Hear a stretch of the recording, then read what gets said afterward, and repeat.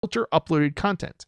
This would be similar to an Article 17 of the EU Copyright Directive, which I might add hasn't even come into effect yet, right? So, and the crazy thing is we already see upload filters in place because YouTube has them.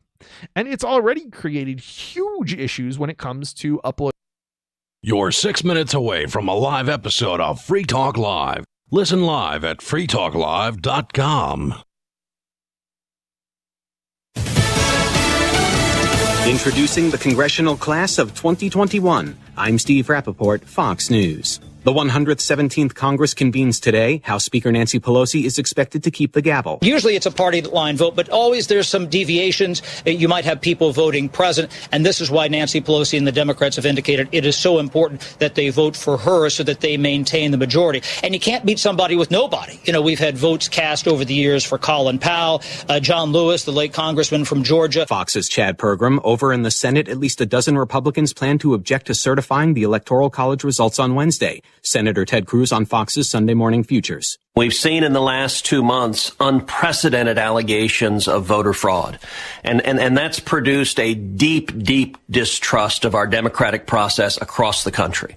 I think we in Congress have an obligation to do something about that. We have an obligation to protect the integrity of the democratic system. Senate Majority Leader Mitch McConnell had urged Republicans not to join House Republicans in these certification challenges. He's publicly acknowledged President-elect Joe Biden is the winner of the race. Fox's Mark Meredith in Washington. Thousands of President Trump's supporters plan to protest in the nation's capital that day.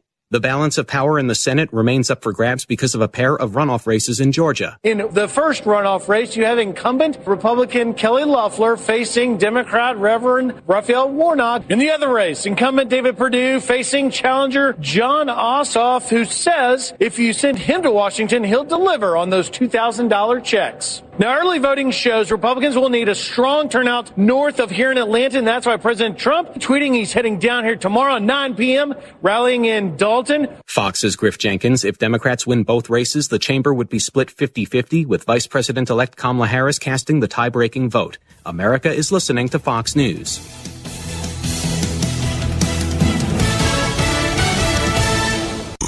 Why are you still going to the post office? Do it all online with Stamps.com. Avoid trips to the post office, print postage, send invoices, letters, or packages, and schedule pickups right from your home or office. 24/7. Get close to 10% off first-class stamps, up to 40% off priority mail, and up to 62% off UPS shipping rates. Go to Stamps.com, click on the microphone, and enter code FOX for a 4-week trial plus free postage and a digital scale. Stamps.com, code FOX. Tens of thousands of Iraqis gathering in Baghdad to mark 1 year since the killing of a top Iranian general in a U.S. drone strike. Iran responded to the death of Qasem Soleimani by launching a barrage of missiles at bases in Iraq. More than 100 U.S. troops suffered traumatic brain injuries in those attacks. So far, COVID-19 vaccination targets for the American people have fallen well short of promises. Dr. Monsef Slaoui, top advisor for U.S. vaccine development, says there must be a better effort in getting vaccines to people. He feels the inoculation rate will rise, but said on CBS Face the Nation they need help from states to determine where doses should go, whether it's health facilities or drugstore chains. That has to be done with people that have granular knowledge of their population, their movements, where the older people are. Dr. Slaoui says not only will getting past the holiday season help numbers, but there is the promise of yet another vaccine approval that could come in a matter of weeks. Gernal Scott, Fox News. NBA Hall of Famer Paul Westphal has died. Westphal won a championship with the Boston Celtics in 1974 and moved to coaching after his playing career ended. The 70-year-old was diagnosed with brain cancer last August. The star of Wonder Woman 1984 announces a new series documenting accomplishments of women. Gal Gadot took to Instagram to announce a brand new National Geographic docuseries that focuses on women across the globe. It's titled Impact. It's a powerful docuseries that tells the story of Is spreading the message of liberty, cryptocurrency, and peace around the globe worth $2 per month to you? As you may already know, in addition to our internet feed, LRN.FM broadcasts on free-to-air satellite across North and Central America, as well as Sub-Saharan Africa. And we've been available on satellite for free 24/7 since 2010. The LRN.FM free-to-air satellite signal is reaching some of the most oppressive regimes in the world, and there's no doubt our ideas are making an impact. You can learn more about the channel's impact by watching the 3-minute video at fund.lrn.fm. If you'd like to help free minds globally with our ideas of liberty, cryptocurrency, and peace, you can donate as little as $2 per month via fund.lrn.fm. You can help us continue and expand our satellite broadcast to multiple continents. Visit fund.lrn.fm today, and thank you for your help. Don't forget to share the link on social media. That's fund.lrn.fm. It's the Onion Radio News. All 7 deadly sins were committed at a church bake sale. This is Doyle Redland reporting. Avarice, sloth, envy, lust, gluttony, pride, and wrath. All 7 of the fabled deadly sins were committed on Sunday at the twice-annual bake sale at St. Mary's of the Immaculate Conception Church. According to St. Mary's treasurer, Beth Ellen Coyle, church-sponsored events are a notorious breeding ground for these treasonous acts against the Lord God. This is supposed to be about the glorification of God, not violating His word. Do that and you're no better than that cheap strumpet Melissa Wyckoff with those sinful chocolate cookies of hers. The 7 deadly sins were first outlined in the 5th century by Gregory the Great, who himself was, as indicated by his very name, toying dangerously with the sin of pride. Doyle Redland for the Onion Radio News, online at theonion.com. This is the Onion News Network.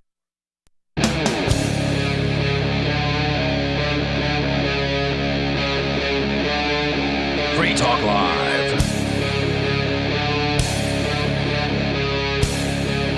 This is Free Talk Live, talk radio that you control, and you can call in 603-283-6160. Talk about whatever is on your mind. Again, that's 603-283-6160. And with you tonight, it's Aria.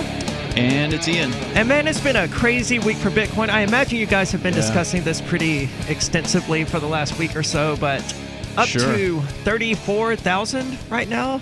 Yeah, I think it scraped 34,500 today. And people just got stimulus checks. I hope they're smart enough to use that to purchase Bitcoin, but time will tell. You suggested that the last time, and if anyone followed your suggestion, we don't give financial advice, but we will talk about the things we might do. Yeah, that proved to be a good suggestion. What did it more than double since that time? It's almost tripled since then, yeah. Because it was like 7,000 or 8,000 then. Oh, no, so that's way more than tripled, hasn't it? Wow. Yeah. Was it that cheap? It was on then? the downside, yeah. I know, man. It's been a wild year. It's like, did it really used to be $7,000 per Bitcoin? It's yes, nuts, it did. Man. And a lot can change in a short time with Bitcoin. Man, clearly it can, because it went from the record high of 20,000 to, it's just continually setting new records highs. Almost every day. Yeah. Almost. But 20,000 to 35,000 in like 2 weeks. Yeah. It's absolutely insane. In other things that are insane, the governor's house recently had a candlelight vigil at it. Yeah, last Monday. Yes, and the police showed up in force with batons and all kinds of crap. They were ready for a fight. They were. And we now have here with us, I didn't actually get his name. That's okay. I'm not really sure what we should call him either. Is it Skylar? Is it Savage? Welcome to the show. You can call me either. Yeah. My name's Skylar Bennett. Lots of people like to call me Savage. I was the guy. You were the guy that got arrested after you received a ticket for the claim of picketing. So, just to bring our listeners up to speed in case they haven't seen any of the video, and there's a bunch of video that came out of this, which is that's a good problem to have, right? Where you got a lot of activists with a lot of video cameras. I had Vincent, a former co-host of ours, do some editing, and he grabbed some of your footage, Skylar, and I don't know, 2 or 3 other people, and cobbled together a 20-minute long video to kind of give people an overview of this. You can see that over at the Free Keen YouTube channel if you haven't seen this. But basically, you guys rolled up at the governor's house at like 7 o'clock or something like that on Monday evening, and there were, at least a dozen to 20 state troopers that were already waiting for you there? Yeah. So first, like anything that I say can be backed up. So I have a YouTube page. It's Savage Truth 603, and I put the unedited footage of the entire event, start to finish, from the moment we showed up till I got arrested, up there for everybody to see, because there's nothing there for me to hide. But I definitely feel like the town and state police have some things to answer for. Oh, yeah. Now, before we go on, I just do want to remind you, you are on actual broadcast radio tonight, so Yes. keep it FCC friendly. I realize things can get heated when you think about, what the cops have done and, the terrible things that I've been yeah. So I've had my kids like yelling at me for the past like 2 hours about my language. So I'm not gonna lie, if I speak slowly or if there's like weird pauses, it's because I'm trying desperately to censor myself. I appreciate it. Right. So let's, before we get into all of the what went on Monday night, let's go back a little further. What was it that inspired you to go to this event in the first place? Because I've been to a few of these protests at the governor's house. I wasn't at the one that you were, the candlelight vigil. I was here, doing work or whatever. But I've been to at least 3 of them prior to that, and I hadn't seen you there. So what was it that brought you out this time? So I guess just to give a very brief background of why the protests are happening, and like I don't want to speak for the organizers of the group, but we're all under the same understanding, I think, for the most part. There's been several violations to the Constitution. The governor has been conducting secret meetings at the National Guard facility in Pembroke with the AG and certain other members of the legislature, and denying access to the public. Mm-hmm. So they've removed all forms of redress that we have by way of the Constitution. It doesn't make sense for us to picket or demonstrate outside the State House when the State House is closed and the governor is working from his big white house on the Hill. Right. So that was what started the demonstrations at his house. Mm-hmm. Actually, it was the mask mandate that really triggered, because there was a lot of talk this year. There were, as you may know, there were the Reopen New Hampshire protests that happened at the State House back in like April and May. And, earlier around that time and then throughout the summer, there was some discussion about, well, why don't we go to the governor's house? And some people said, oh, we don't want to go there yet, or his family, etc. And it never ended up really, materializing until finally he came out with this mask mandate. Of course, just a couple weeks after he said he wasn't going to do a mask mandate. Typical politician. Yeah. And he comes out with this mask mandate. And now, even though there are a bunch of exemptions, most people don't realize that. They don't ever read these things. So they just go with what they hear on the media. And so they believe that there's this ironclad mask mandate, and there might as well be as far as what people believe. So that's what sparked the protests. And then, of course, things just keep getting worse with him passing another governor's emergency order that, as I understand it, completely removed religious exemptions from receiving vaccines, which, as though it were sort of paving the way for forced vaccinations. Even though they didn't actually say they were going to force vaccinate yet, they seem to be preparing for that. So I'm not a legal expert, but my reading of it suggested that it only applied to healthcare workers. Okay. I didn't read it that's where it's going to start. And it'll be, then they're going to say you can't put your kids in school without having them vaccinated. Mm-hmm. And then they're going to say you can't, they've already talked about not letting you have a passport. Then you won't be able to fly at all. Then you won't be able to use mass transportation. And then once they push us into a digital currency, they'll shut your bank accounts off if you don't do what they say. Oh, they've been shutting our bank accounts down for years. Man, I just went off on a little bit of a the deep end a little bit there, but like this is stuff that I have been paying very close attention to for over a year. And I said that I've been calling all this stuff. It's crazy, like where things are going and how fast they're getting there. We've seen China doing it with their social credit system, and now they have a digital currency, and they can, if your social credit is too low, they can just completely cut you out of the financial system. Yes. So I posted a video on my YouTube channel like a year ago, and it was like one of the first videos I ever posted, and I just kind of edited some stuff together with like this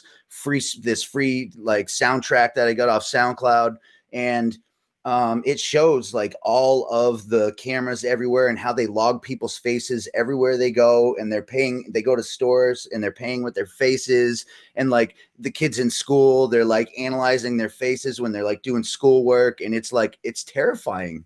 It's terrifying. Yeah. It's creepy. There are cameras everywhere. It's even worse in the United Kingdom, but here it's bad. Yeah. Here, at least, a lot of them are supposedly private security cameras. So you go to a gas station or something, you just sort of expect to be on camera. Sure. But in the United Kingdom, I think they're all state-owned, aren't they? Well, there's a lot of CCTV cameras that are run by the government, yeah. And that's horrifying. Yeah, that much is true. And that's been the case for many years. I mean, that was more than probably a decade ago that they started installing those. So Savage, I've been curious since I first heard, what exactly trumped-up crap did they arrest you for?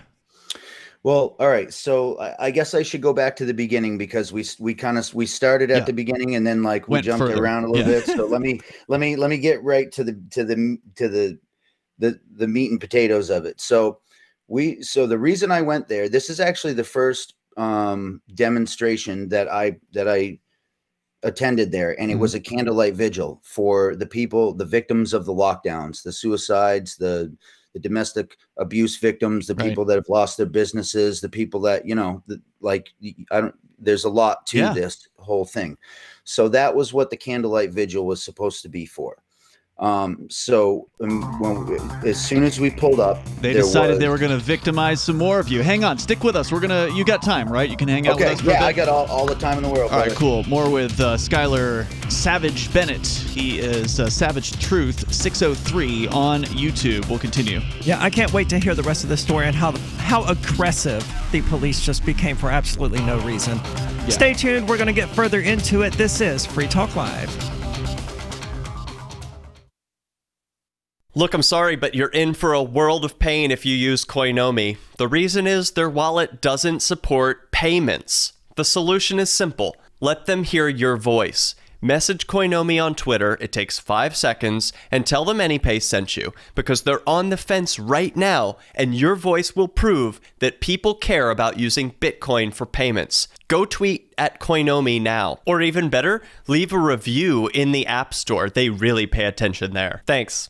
What if the United States and the Soviet Union had fought on land, sea, air, and the astral plane, struggled for dominion across parallel dimensions or on the surface of the moon? What wonders would have been unveiled? What terrors would have haunted mankind from those dark and dismal dimensions? Come closer, peer through a glass darkly, and discover the horrifying alternative visions of World War III from some of today's greatest minds in science fiction, fantasy, and horror. Weird World War III. Available now from Baen Books at baenbooks.com. Are you tired of governments murdering people around the world? Stop using their money. There is an alternative. Bitcoin is a stateless, free market, non-political currency. Bitcoin cannot be inflated or controlled by any government. By using their money, you are helping the state. Stop doing it! You have an incredible alternative available now. Learn it, use it, spread it. Get started with Bitcoin at bitcoin.com. That's bitcoin.com. Divvy's been a pretty good investment for Free Talk Live. Their ad campaign started in September 2019, and from mid-March to mid-July, the values soared by 10 times. It's not too late. Divvy's new wallet hasn't even released yet, and other things are happening that I can't even say on the radio. If you want to invest and potentially do well, go to divvyproject.org. I can tell you that FTL is deepening its partnership with the guys from divvyproject.org. Past performance is not an indication of future profit. divvyproject.org. DIVI project.org.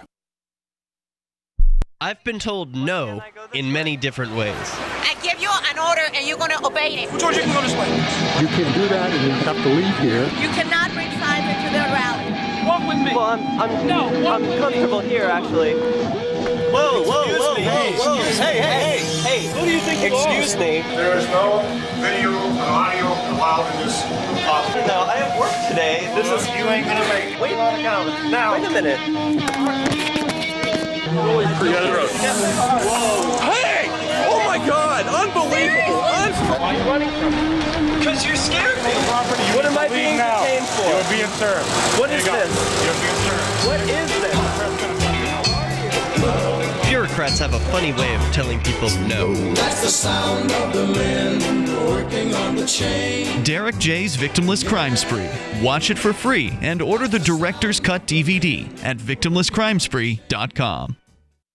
What if you want to hear the latest episode of Free Talk Live, but all you have is your phone, you forgot to download our archive, and you have no data connection? You can call our Listen line at 641-793-0191. That's a long-distance number, so you may incur charges. If not, listen as long as you want. 641-793-0191. The Free Talk Live listen line, 641-793-0191.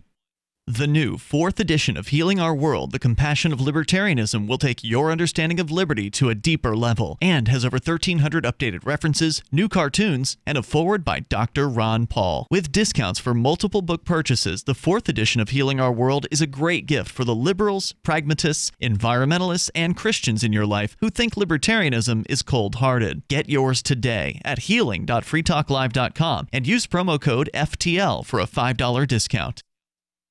Live video of our key New Hampshire-based shows is streamed on DLive. Please follow and share at dlive.lrn.fm. That's dlive.lrn.fm.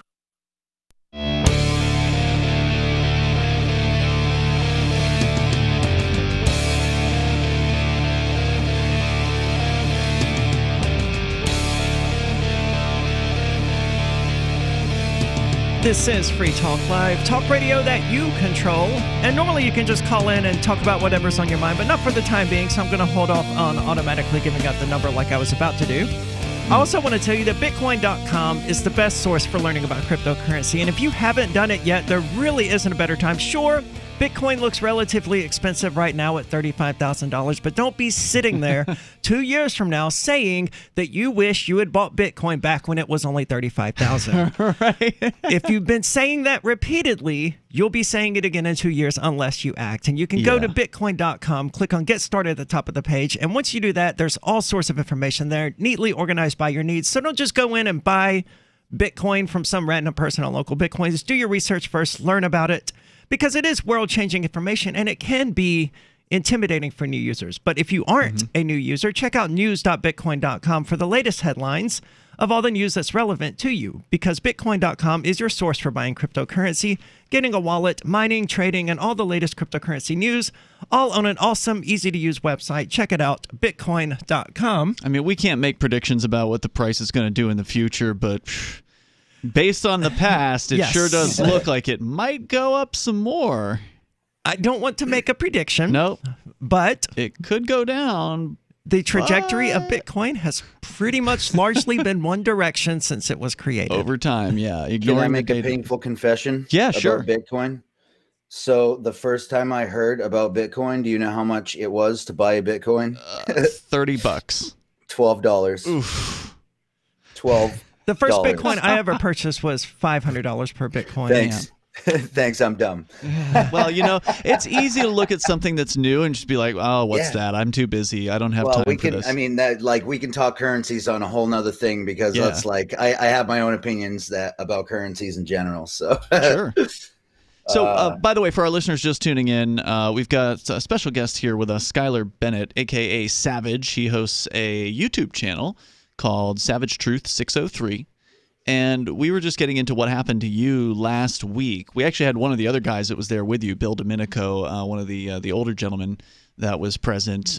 He was just outraged at what was going on with these like a phalanx of state troopers that was on the scene at the governor's house in Newfields, New Hampshire, for what was a candlelight vigil. I mean, it's one of the least offensive things that a group of people can do in sort of a protest, right? Like, there's chanting. That's pretty offensive. You know, it's loud, it's obnoxious or whatever. But candlelight vigils are peaceful, they're quiet, they're nice, but yet, I don't know that chanting is any worse than a candlelight vigil. Chanting's noisy, right? Like, chanting is harsh, it can be angry. Candlelight vigils are always, very, caring sorts of events, but yet they decided they were going to target this event with their new their precious new ordinance that the town had written just a week before, days beforehand. They had finished this ordinance to ban so-called picketing, which of course on its own is constitutionally suspect and probably highly violative of the Constitution. But even if you were to say, oh, picketing bad, to call candlelight vigiling a picketing event is pretty ridiculous. I mean, these cops were ridiculous from top to bottom, as you learned. You were just telling us what happened when you arrived on the scene in the beginning of this thing. So, so we arrived, we showed up, and we were immediately greeted by 5 or 6 state troopers on foot. There was, I believe, 4 or 5 state trooper cars in Sununu's driveway. And then, so like, of course, you know, King Sununu, he lives on this giant cul-de-sac. Okay. And his house is up on a hill, like probably 200-300 feet from the edge of the road. And then there's the road. And then there's a grass cul-de-sac in the middle that has to be at least a half an acre of grass. It's huge. Okay. So where they've normally set up for protests before was in that grass area. Well, we actually wanted to have our vigil on the opposite side of the cul-de-sac. So we're talking 500-600 feet from the edge of his property, not even from his house. So you were a pretty good distance from his house and his property. It's not like anybody was like, you know, blocking his driveway or like banging on his windows. Like it's not, it's just people have just this inflated idea of how like aggressive and like in his, you know, family's face it was. Have you seen the little crybaby whining on Twitter? Oh, it's ridiculous. Sununu? Well, he was, he did a radio show today and somebody sent it to me and it's like, so we can like, I'm going to continue into this story. And again, you can see it all on my YouTube channel, but there was never a point where anybody was in his backyard by any stretch of the imagination. Did he claim that on the radio today? Patently false. He claimed that. And so here's like, yes, he did. He claimed that and very explicitly made it clear that it was me who was the person in his backyard. Really? Yeah, because I was the only one arrested. I was the only armed individual. Well, now, you may not have been the only armed individual. You were the only one arrested. So. That's true. Yeah. Good point. Okay. This is New Hampshire. Yes, but nobody was open carrying. Gotcha. Neither was I. But like, because I got arrested, they searched me, and you know. So we pulled up, and they approached us, and immediately we're very like, you know, you can't be here, you can't do this, and you know, we roll with some well-spoken individuals. It's not really hard for us to push back on just this like basic, you can't be here, you can't do this. Well, we have rights, you know, and that's kind of where, you know, and you know, we weren't aggressive or you know, trying to fight with the cops at all, but you know, and we kept saying to them, I know you guys are just trying to do your jobs. This isn't an anti-police thing. Like, we're here because we have no other forms of redress with the governor because he's hiding in his house. He's conducting secret meetings with the AG at the National Guard facility and banning the public from these meetings. I don't even think he's hiding in his house anymore. From what I understand, he hasn't even been present for the past few protests. Yeah, he seems to have maybe a second house, or maybe he's at his resort that he owns. I think he owns like a whole ski mountain or something like that. Yeah. So who knows where he's hiding, but he's not hiding there. The house was pitch black when we were there. I guarantee there was nobody home. We announced openly that we were going to have our candlelight vigil there, and I'm quite sure that he planned to not be there, but you know, he used plenty of state resources to make sure that the police could bully us. And it seems insane to me that he had state troopers out there enforcing a local town ordinance. He did. So that's a really interesting point, and I'm going to get to that in later in the story because it's a really crucial point of the story. So they told us we couldn't quote unquote picket. We pressed them to define what picketing is. And we said, you know, we're here for a candlelight vigil. We're not here to picket. Picketing involves signs, blocking entrances, disrupting things. We weren't there to do that. Hold that thought. We're going to get further into this rabbit hole. How does holding a candle at a candlelight vigil possibly constitute picketing? And the town didn't define picketing in the ordinance. No, of course not, because they're just going to play that whole "we know it when we see it" card. This is Free Talk Live. Stay free out there. Moose is the German Shepherd, now 11, and he's been an amazing dog. Moose is so active and so alert and hasn't had any kind of health problems at all. He has a beautiful coat, and at 11, he'll still run and chase the ball. He has been on Dynavite since he's a puppy. Dynavite for life. because if they're getting all their vitamins, micronutrients, microbials from the beginning, then you're not going to run into the problems associated with the grass, pollen, dust, dirt, fleas, ticks, you name it, and the itching and shedding down the road. DINOVITE.com. We tell anybody that has a dog, if there was something that you could do right from the beginning so that you don't have expensive veterinary bills, why would you not do it? Get the Dinovite. You won't believe how happy your dog will be. I get my Dinovite from DINOVITE.com. On Free Talk Live, we're bringing people to the ideas of liberty every day. From wrestling superstars like Glenn Jacobs. You guys really are having an impact, I believe. Like I said, a lot of where I am now is due to listening to Free Talk Live. You changed my mind on some very important issues years ago. To random people tuning in on the radio. I was kind of stuck in the left-right paradigm. I heard your show by chance on a Saturday night.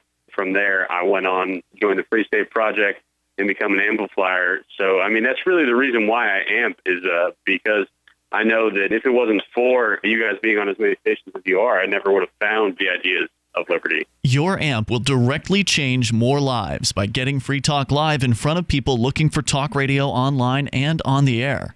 When you amp Free Talk Live, you get perks like access to the AMP-only Facebook group and AMP podcast. Visit amp.freetalklive.com. Cell 411 is a free app for Android and iOS that replaces government-controlled 911. Cell 411 allows you to preset a group of friends or private organizations to show up at any emergency. Cell 411 is a nightmare for the state because it proves their so-called services aren't needed. Cell 411 has had thousands of installs, and of course it's covered by the BIPCOT no government license. Cell 411 because your friends won't shoot you when you're in trouble. Without the government, who would build the emergency services? You and Cell 411. Get it today at getcell411.com. Tired of cancel culture? Sick of mega tech corporations holding an axe over your head? Join the LRN.FM Matrix chat server. It's self-hosted, so no one else can tell us what to do or say. Don't like the existing channels? You can make your own. You can even connect into some of our channels from other Matrix servers. It's federated. For the full LRN.FM Matrix experience, though, you should join our server via the step-by-step instructions at chat.lrn.fm. Chat.lrn.fm. I'm grateful to have heard from some of our satellite listeners recently. I appreciate knowing that people are out there who like what we do and are willing to support it financially.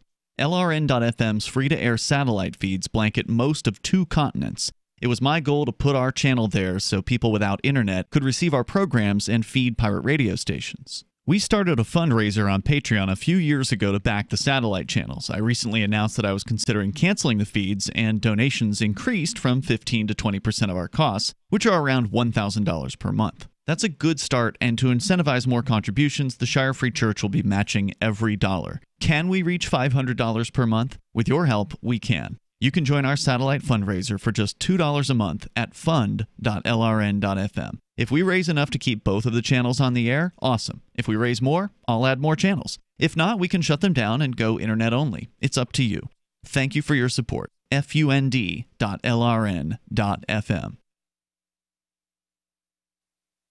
You're listening to the best liberty-oriented audio streamed around the clock, on the air and online. This is the Liberty Radio Network at LRN.FM.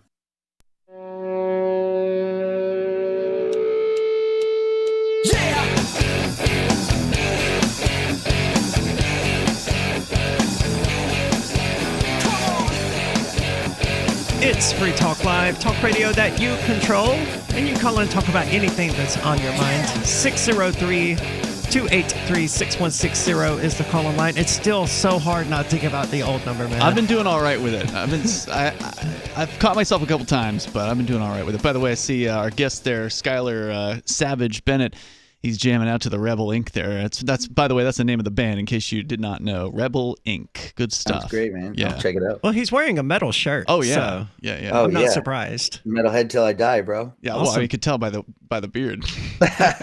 Yeah, for sure. So anyway, with you tonight is Arya and Ian, and we're joined by Skylar, who is telling us about the the candlelight vigil that occurred the week before last. Thing is, it didn't even occur. I mean, you guys never even had a chance to get the candles lit, did you? No, it was an attempt. It was an attempt. The cops swooped in immediately. Yeah. The cops swooped in immediately, aggressively. The state troopers, by the way, that were there enforcing a local town ordinance. And what happened next? So, fun fact before I get started, do you guys know whose signature was on the town ordinance to make picketing illegal in Michael Newfield? Sununu. Michael Sununu. And that's his brother, right? Yes. But the governor said that he had no involvement with that town ordinance. No, of course not. Okay, so I'm sorry, back to my story. So they came up, they told us we couldn't picket. They couldn't define what picketing was after being pressed on it. And they said, you can't stand in one spot. You can't target a residence. We couldn't stand across the street, even though it's public property. It belongs to the water department. They said it was private public property. And we ridiculous. Just make things up, man. Yeah, I actually confronted them about that, the previous protests that happened out there, because that was the first time they put those no trespassing signs up over there, because they hadn't had them there before. If you look at it on a Google map or whatever, it's designated as, it's got that like green park look to it, right? So it looks like it's a park. And, they didn't threaten me when I was walking on the property before, but then all of a sudden one week there's now no trespassing signs up. So I asked one of the cops about it on video, and he gave me the same lame explanation that it's private property. I said, well, wait, how is it private property if it's owned by the town? He says, oh, well, it's the water department. But that's it's still the town. Public. Yeah. Who pays for that? Exactly. Taxpayers. Yeah. It should always concern everyone, and I sham. think people out there really need to pay attention to that particular aspect of this, that what we're dealing with here in New Hampshire, where the cops aren't as bad as they are in a lot of other places. They are literally just making crap up as they go in order to tyrannize us. Well, and that's because there's no penalty for the police. Right. So when presumably what's going to happen here to, at the very least, the people who were ticketed, as I understand it, was 9 people were ticketed, and then Skylar, you were the only one who ended up getting arrested, and we'll get to that. But I expect they're going to likely drop these tickets because they don't want to take this to court. They don't want to lose these cases in court. So they'll drop the charges, but there's not going to be any kind of penalty for the officers who wrote the charges, or for the townspeople who voted for this unconstitutional or for crap. or for the counselors. Correct. Well, I mean, I'm going to do my best to see that some people are held accountable, and there's a lot. I mean, there was a state police trooper that wouldn't identify himself, and literally ran away from me when I tried to get him to identify himself. And of course, they arrested me for exercising my First Amendment right. And when you look at the way that they went through the process, they didn't even go through the town legislature. Michael Sununu just signed this thing into order and made it this like that doesn't violate that doesn't dictate my rights just because you have a problem with what we have to say or what I have to say. Right. Well, there's multiple legal issues. I mean, even from within their system. There are multiple issues with what they did legally, as far as New Hampshire is not what they call a home rule state. So in order for a town council or a city council to pass some sort of an ordinance, it has to be approved sort of in advance, or it has to be allowed by the state legislature. So the state legislature, for instance, has said that towns may have zoning. Some towns don't. Other towns do. And that's because they are authorized to either have it or not, depending on what they want to do. But the state has to sort of clear the way for that and allow that to happen. I have never heard that there's any kind of state law that says that local towns can ban picketing. But yet that's what they did here. Now, you said it was just Sununu. I thought all 3 of the signatures were on that from the town council. Am I mistaken on that? Well, I very well could be mistaken because I think you are. Okay, so I just remember seeing his for sure, but that stood out. His signature stood out, but they started the process I think 2 weeks prior to that, and they had what they call a first reading and then a second reading, and they gave people time supposedly to comment on it. They still rushed this crap out in they like rushed 2 it. weeks. Yeah. So when we got there, they said we couldn't direct anything, but that we were allowed to quote unquote march, and we said, okay, like what is a march? And then they couldn't define what a march was. I'm like, how far do I have to go, for this to be considered a march? Like 100 feet, 100 miles? Like, what are we talking about here? And they couldn't give us, kind of at the end of the street. I'm like, well, what if it's the next street over and the street's only 500 feet long? Like this street's 3 miles. Like there's a big difference. and they couldn't define it.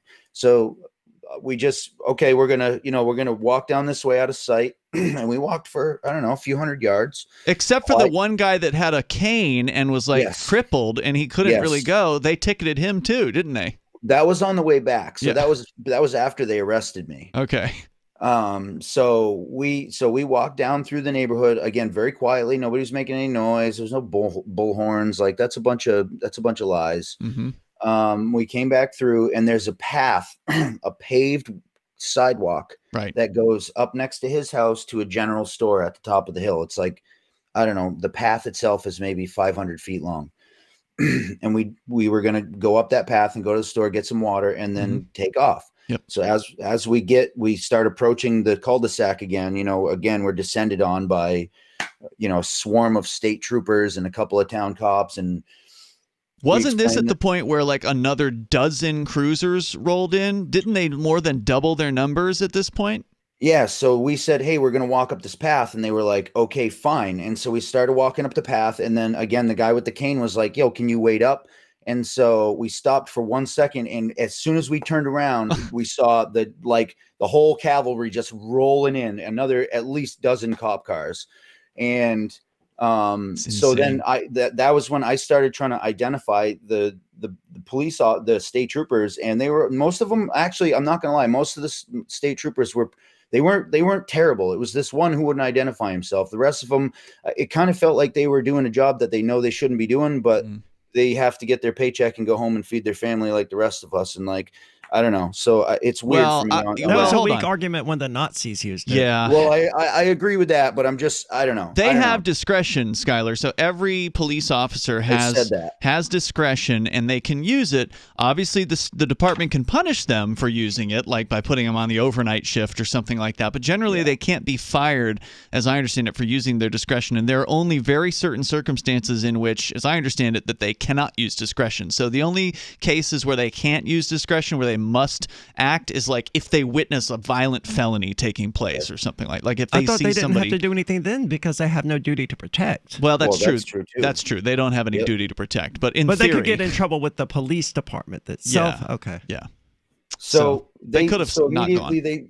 So they stopped us, and then all of a sudden there's a stack of 15 fully SWAT ready state troopers on the sidewalk, like looking at me. And here I am asking this older state trooper, definitely some sort of commanding officer, to identify himself. And he can be seen on video repeatedly, like running away from me, covering up his name, his name badge. And then he pointed me out to be arrested by this swarm of state troopers, right? So they cuff me, they search me, they surround me, they walk me backwards for like 300 yards, and I'm surrounded by at least a dozen officers. Yeah, and I want to talk about their attitude too. Like they showed up ready for a fight. I mean, these guys had batons, and they had them like sort of in this ready fighting defensive kind of stance as they were surrounding him.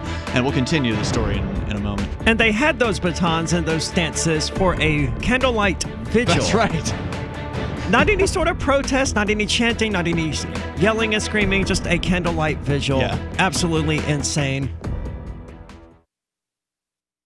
The Free State Project has reached its goal of 20,000 liberty lovers who've pledged to move to New Hampshire and get active to achieve liberty in our lifetime. Perhaps you're trying to figure out what part of New Hampshire should be your destination.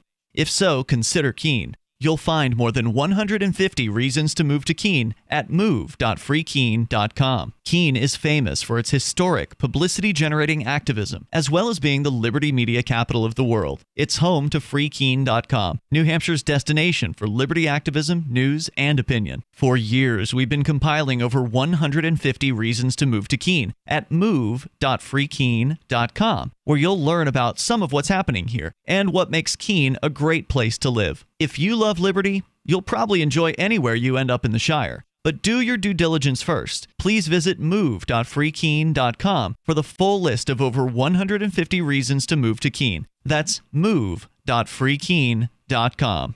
Are you a cryptocurrency advocate? The Crypto Tip is the ideal outreach tool to help new people discover cryptocurrency. It's a printable business card-sized tip that you can give to service providers, preferably in addition to a good cash tip. When the server scans the QR code, it'll bring up an explanation of cryptocurrency, how to install a wallet, and allow them to claim the tip. If they don't claim the crypto, you get your tip refunded to you after a time period you specify. Plus, if they do claim the tip, you get an email alert. Create as many tips as you want at cryptotip.org. That's cryptotip.org. Some of you asked, and now we've delivered. LRN.FM's live Keene, New Hampshire studio shows are now streamed in HD on Twitch. Visit our channel at twitch.lrn.fm and give it a follow. If you have Amazon Prime, you get one free subscription on Twitch. If you use it on our channel, Twitch will give LRN.FM a monthly piece of your Prime subscription cost. So please watch, follow, share, and subscribe to twitch.lrn.fm. That's twitch.lrn.fm. This is Michael Dean from the Freedom Fiends. I've run websites since 1996 and have used over a dozen web hosts in that time. AgristHosting.com is the only one that hasn't broken my heart. Agrist Hosting's uptime and service is stellar, and their DDoS mitigation is the best I've seen. That's important because if you tell the truth in this world, you'll ruffle feathers. And some people will try dirty tricks to silence your voice. No matter what the haters hit us with, Agrist Hosting keeps our websites online. If you have a mission-critical commercial presence or a world-changing activism site, you cannot tolerate any skullduggery.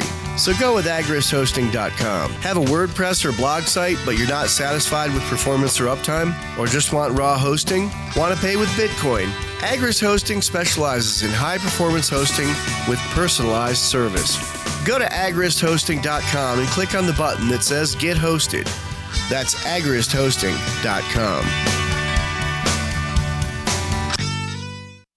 So you've heard all 3 hours of the latest episode of Free Talk Live, and you're still hungry for liberty-oriented audio content? Did you know that we have another 24/7 audio stream at LRN.FM? The Liberty Radio Network airs the latest episodes of some of the best liberty-oriented podcasts on the internet around the clock. In addition to recorded content, you'll also hear live shows like Free Talk Live, originating from our Keene, New Hampshire studio. So listen anytime at LRN.FM. That's LRN.FM. Want to accept Bitcoin at your online store? There's a good chance you already have what you need: a WordPress using WooCommerce and a Bitcoin address. Now all you need to start taking Bitcoin payments on your website is the AnyPay app on your Android or iPhone. Just paste your Bitcoin address into AnyPay, then connect it to your website with our one-click plugin for WordPress. Now your website takes Bitcoin, start to finish in 15 minutes or less with no complicated steps. Download AnyPay from the App Store today.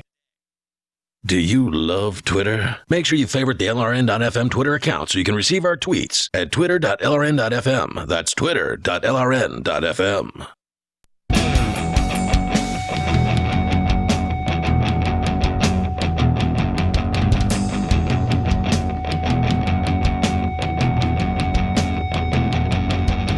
It's Free Talk Live, talk radio that you control, and you can call in and talk about anything that's on your mind at 603-283-6160. I did that automatically. Got halfway through it without even thinking about it. And I was like, wait a minute, am I giving out the right number? And I turned out to be. With you tonight, it's Aria. And it's Ian. And we're joined by Skylar, who was recently the only person arrested at the governor's house, outside of the governor's house, during a candlelight vigil that never actually got to happen. To recap the story, they showed up. There were state troopers everywhere. I think he said up to a dozen of them. And the cops just made up all kinds of crap on the fly. You know, you have to keep moving. You have to march. You need to do jumping jacks, Yes. push-ups. And so they did. They went up to this store, and then they came back, and there was this old man, borderline crippled, walking with a cane. And in trying to help him, this one state trooper became agitated that you were trying to get his name or something along those lines, and ultimately told the other state troopers, arrest him. Yep. Now, what was the charge they dreamed up when they did this? We didn't even, they told us we could walk up to the store, and we didn't even make it there. They stopped us before we got up there. And then that's when they started harassing everybody. They gave everybody $100 fines. And, you know, the funny part is I can be seen again on video saying to the officers, as I was trying to get their information, that I was just waiting for my ride to get ticketed and then we were going to leave. And it was after that point that they pointed me out to be arrested. I'm not sure why I was the only one that was singled out. I got my ticket ahead of everybody and then was singled out to be arrested for some strange reason. I would speculate that it was because you were trying to get that state trooper to ID himself and he didn't want to. Yeah, that's a good point. I mean, they are really petty. Yep. And they have power to abuse in their pettiness. Yep. And he was an older one, so like I feel like they're a little more, even more stuck in their like bullheaded, like, you know what I mean? Like, you're not going to tell me what to do kind of shit. Like, okay. You're going to have to sorry, put him on hold there for just a second. We can keep him on. We just got to do the thing. Oh. I think you already dumped it. Yeah. I forgot that they're connected now. That's the first time I've had to dump anything since then. All right. Don't do that again. Welcome back, Skylar. Sorry. Yeah, so he's distracted with rolling something at the moment. It's true. I'm going to put that down. So they arrested me, or they detained me, they searched me, they're walking me backwards in this huge group. And at this point, I'm talking to these guys like, I'm not out here for myself. I'm not out here trying to stir up trouble. The reason that like we are doing this is because, or the reason that I am doing this is because I care about so many people I know that are in the service industry, like bartenders and servers and hairdressers and massage therapists. And I mean, there's a million different occupations that have been severely impacted with these lockdowns and stuff. And that's literally what I was telling these guys, like, you know, that I'm not out here trying to cause trouble. So they walk me back and they stick me in the town cops cruiser, which I immediately was like, that's kind of weird that they detained me and they put me in the town cops cruiser. And it made sense to me almost immediately. And the reason is because, and I said this, so we take off and then we're headed to the station, and the cop that was driving, he's young. Like he said he was 26. I don't know if he was even that old. Oh, wow. That is I was like, and he was the one that gave me the ticket and a bunch of the other people tickets too. So sold his soul to the devil early. Yep. I was like, you understand what just happened back there, right? And he didn't say anything. I go, those cops just sold you out. You don't understand why it took 15, 20 of them total really to arrest me. And then they took me and put me in your cruiser and told you to file the charges on me. They did that because somebody's going to lose their job. No, they won't. Well, I don't know, man. Like, it's all on video. Dude. You pretty much have to be a rapist as a cop to lose your job. And even that won't fully do it. That's really the only thing that can do it. I would like to think that somebody is going to lose their job over this. I want it to be the guy that wouldn't identify himself. That'd be nice, man. But I've seen this too many times. I mean, actually, you just saw Derek J's Victimless Crime Spree, right? You watched that. I watched that today. Yeah, none of those guys lost their jobs. I'll tell you that. Not one of them. That's true. Yep. We'll see how it plays out. That's depressing, Ian. Thank you. Yeah, you just broke my heart, man. I was really actually like full steam ahead. I thought I was going to do this thing, and now I'm going to cry myself to sleep. Hey, I'm not telling you to back down, right? Like, please. Yeah. But you know, make as much of a show of it as you can, because ultimately that's all that this is good for. It's winning hearts and minds. Is to show the people what's really going on out there. And because you got video, you can do that. It's so much more persuasive when you actually have video rather than saying, well, they said I did this and I said, no, you got video. You can show what happened, and it's crystal clear that you guys weren't a threat. It's crystal clear that you were a peaceful group of people and that these cops are the ones being the aggressors. And that's all you can do, is you can just keep chipping away at the legitimacy of these officers. I got a tough question for you, Skylar. So in the video, at one point you say to the officers that we're all on the same side, or something to the effect of we're on the same side. What did you mean by that?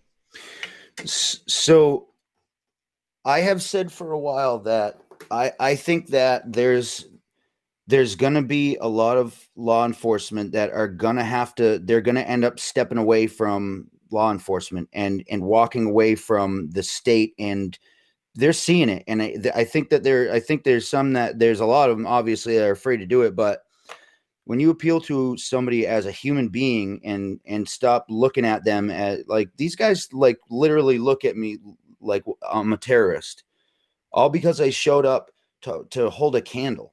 Like, they're so brainwashed, it's not even funny. And like, there's a part of me that feels bad for them and wants to appeal to that side of them and say, hey, like, you're a human like me. This is not about cops. Like, I just feel like it's big. It's much bigger than that. It's about the machine. That's a good answer, because I like that you're saying the same side was humanity, because somebody could have looked at that. Somebody could have looked at that statement and said, wait, is he an undercover cop? Gross. No. Okay. I was trying to appeal to him as a human. You know what I mean? Yeah. And there are humans. Man. I mean, they are somewhere in there. Sweaty when you said that. But they've been so brainwashed by their training of us and them, and we're them. Yes, that's and right. We'll always and be they them. have been trained into this whole thin blue line mentality, where it literally is a training of us versus them, and they try to dehumanize the people that they're going after, and it's really sad. It's really sad, because I don't think those cops got into it to stop candlelight vigilists. Right. You know? And that's kind of what I was getting at.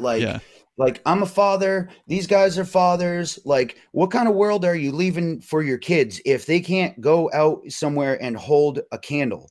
Like, I'm trying to appeal to the more human side of them. A lot of them are just brainwashed, so brainwashed. And it's that thing that's a shame is we are all a slave to money. So even if you're in a career that you absolutely hate, but you have children to feed, a lot of people stay in that career. So I don't know, man. I think there's a lot of people out there that when there's actually a real line in the sand, they're gonna step over to the right line in the sand and realize that the issue is the government and the military complex and the militarization of police, not people who want to stop rapists and murderers. I don't know. And that's where asking questions can really come in handy when you've got the chance to actually get an answer from these guys, because they may not answer in front of their superiors or whatever, but asking them, would you confiscate guns? Would you force people to vaccinate? Where will you draw the line, officer? And I guess part of the reason that I feel the way that I do is because I have privileged information that there are a number of police within the state trooper organization that fully support what is happening with the protests but they're just afraid to step up.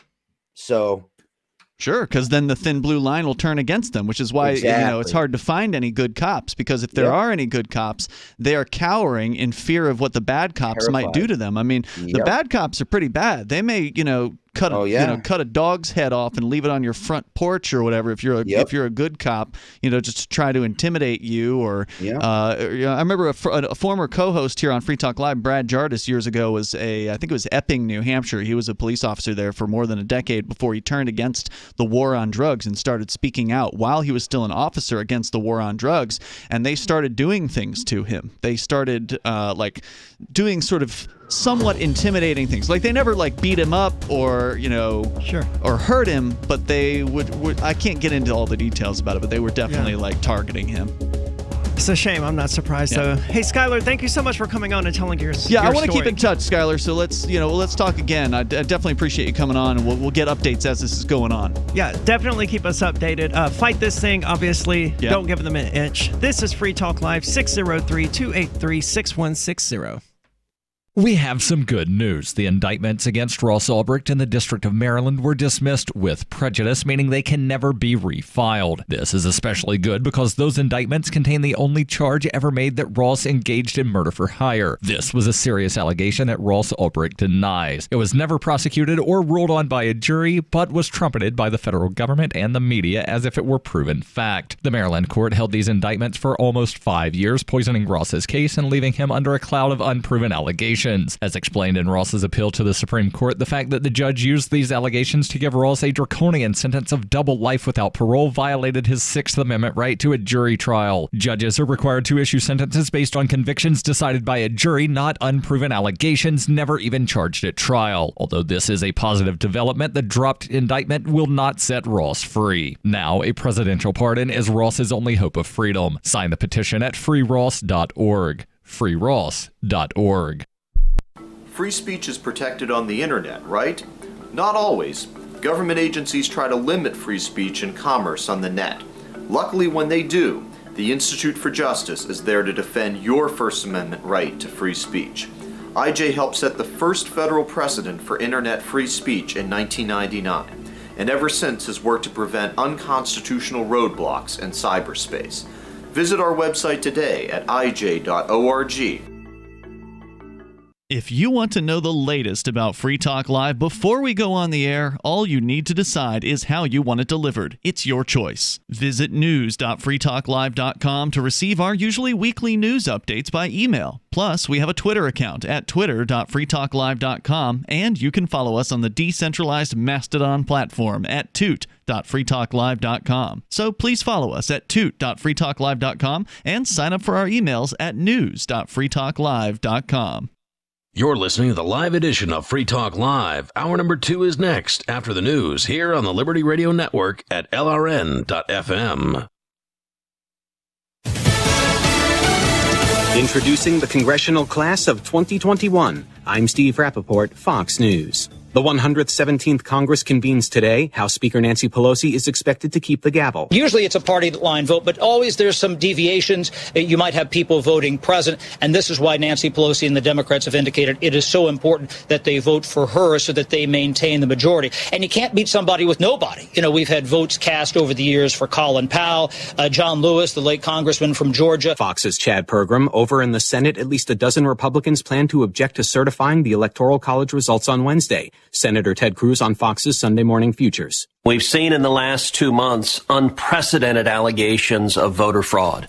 And that's produced a deep, deep distrust of our democratic process across the country.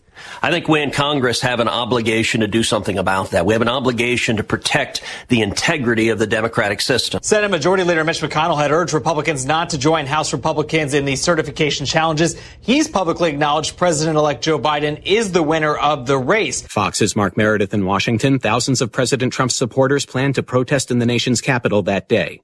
The balance of power in the Senate remains up for grabs because of a pair of runoff races in Georgia. In the first runoff race, you have incumbent Republican Kelly Loeffler facing Democrat Reverend Raphael Warnock. In the other race, incumbent David Perdue facing challenger John Ossoff, who says if you send him to Washington, he'll deliver on those $2,000 checks. Now, early voting shows Republicans will need a strong turnout north of here in Atlanta, and that's why President Trump tweeting he's heading down here tomorrow at 9 p.m., rallying in Dalton. Fox's Griff Jenkins. If Democrats win both races, the chamber would be split 50-50, with Vice President-elect Kamala Harris casting the tie-breaking vote. America is listening to Fox News.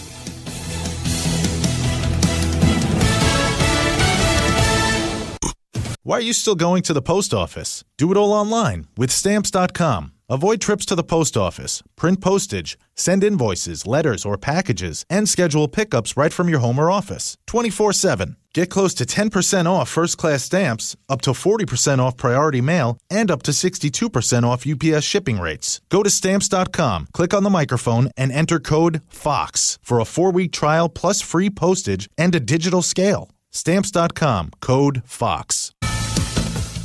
Tens of thousands of Iraqis gathering in Baghdad to mark 1 year since the killing of a top Iranian general in a U.S. drone strike. Iran responded to the death of Qasem Soleimani by launching a barrage of missiles at bases in Iraq. More than 100 U.S. troops suffered traumatic brain injuries in those attacks.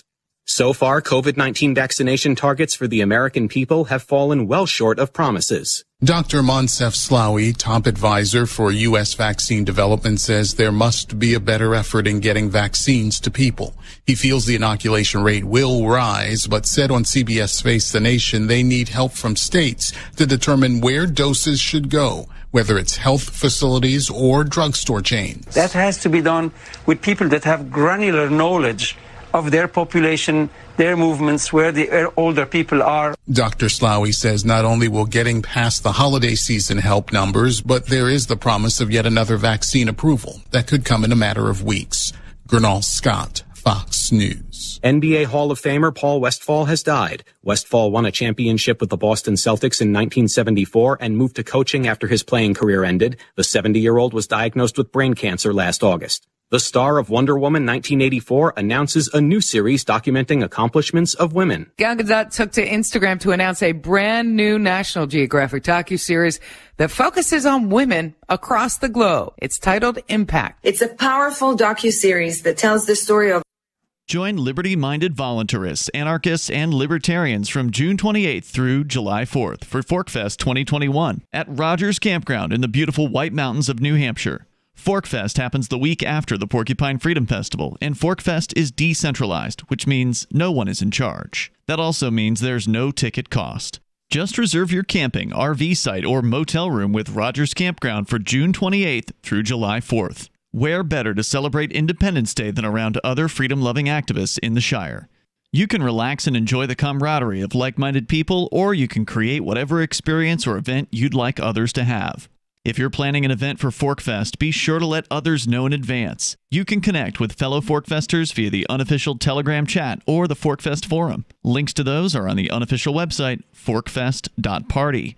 Mark your calendar for June 28th through July 4th, 2021. We'll see you at forkfest.party. Patrons at a local Boston sports club watched dumbfounded today as an unidentified man's personal trainer forced him to put on an embarrassing athletic spectacle for the entire gym. Like a machine, there you go. According to sources, the degrading little show went on for nearly 45 minutes, with the man reportedly being paraded around every section of the fitness establishment, doing anything his trainer commanded. I wish I could turn around and concentrate on my workout, but I can't help but keep watching. He has to know how ridiculous he looks. Sources added that the whole spectacle was made even sadder by the personal trainer encouraging the man to, quote, push himself a little harder. It's like watching a f***ing trained seal. Okay, so when you stand like that, you want to feel pressure in your knees, like this, right here, okay? Okay, give it a shot. You're rude for him to tell the trainer that he's a human being with dignity and just walk away. But no, he keeps subjecting himself to this. All right. Let's have you get on your back, walk like a crab. Come on. This is the Onion News Network.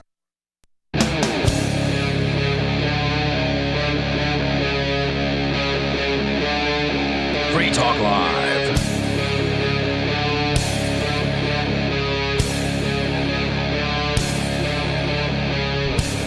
It is Free Talk Live. Of course, you can talk about anything that's on your mind. 603-283-6160. Again, 603-283-6160. We were joined earlier by Skylar, and we talked about the candlelight vigil that was attempted to be held outside of King Sununu's house. And, of course, he didn't care for that, despite having a press release or some sort of statement recently where he was like, I didn't really have anything to do with this. His brother's name is on the town legislation, and his state troopers were out there enforcing the local town ordinance. Absolutely bizarre. But we're going to move on now to talk about other things because lockdowns are still happening and they still are not working, much to the surprise of probably no one who listens to the show. Well, you see, they just need to lock down harder, Arya. It's clearly that's what will solve the problem. We just haven't been locking down hard enough. So now we just need to have total lockdowns where no one can leave their home at all, even for essential goods. That does seem to be what people think. I mean, it's bizarre to me how they don't seem to understand that the government it only has two tricks up its sleeves. One of those is inflating the currency. The other is oppression. And that's all it can do. Neither of those two things are doing anything to curb the spread of this virus that doesn't seem to be killing that many people. It got Chris Cantwell sick. Yeah, and he's fine. Yeah, now, he's all right. I mean, he had a couple tough days, apparently. But before we get into it, let's go to the phones. We've got Cole calling. Cole, you're on Free Talk Live. Are you still with us? Hello? Going once. Is it muted? It's muted. It is muted.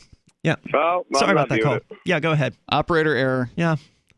Oh, that's all right. Yeah, one for Skylar there. He was saying about that 26-year-old state police guy that they, more or less gave, it all to him, and more or less you guys are screwing. No, that's not what happens with the state police. Really, in all actuality, he's gaining his rank, so they're giving him, the pitch, the sales, more or less, they're earning him that arrest, so he's gaining rank. And they gain rank. It's a pyramid scheme. It's like everything else, like life. I don't think you're right about that.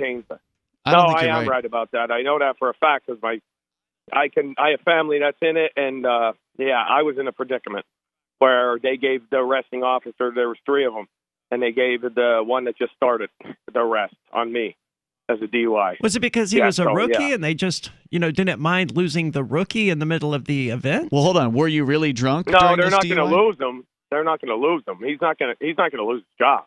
Well, wait, were no, you? I don't mean losing his job. I mean, it matters whether or not you lose your best cop at a scene that you clearly expect to become violent. I mean, it would seem to make sense to send the rookie away, not your best people. Okay, but what I want to know is... I see what you mean. I meant we were in...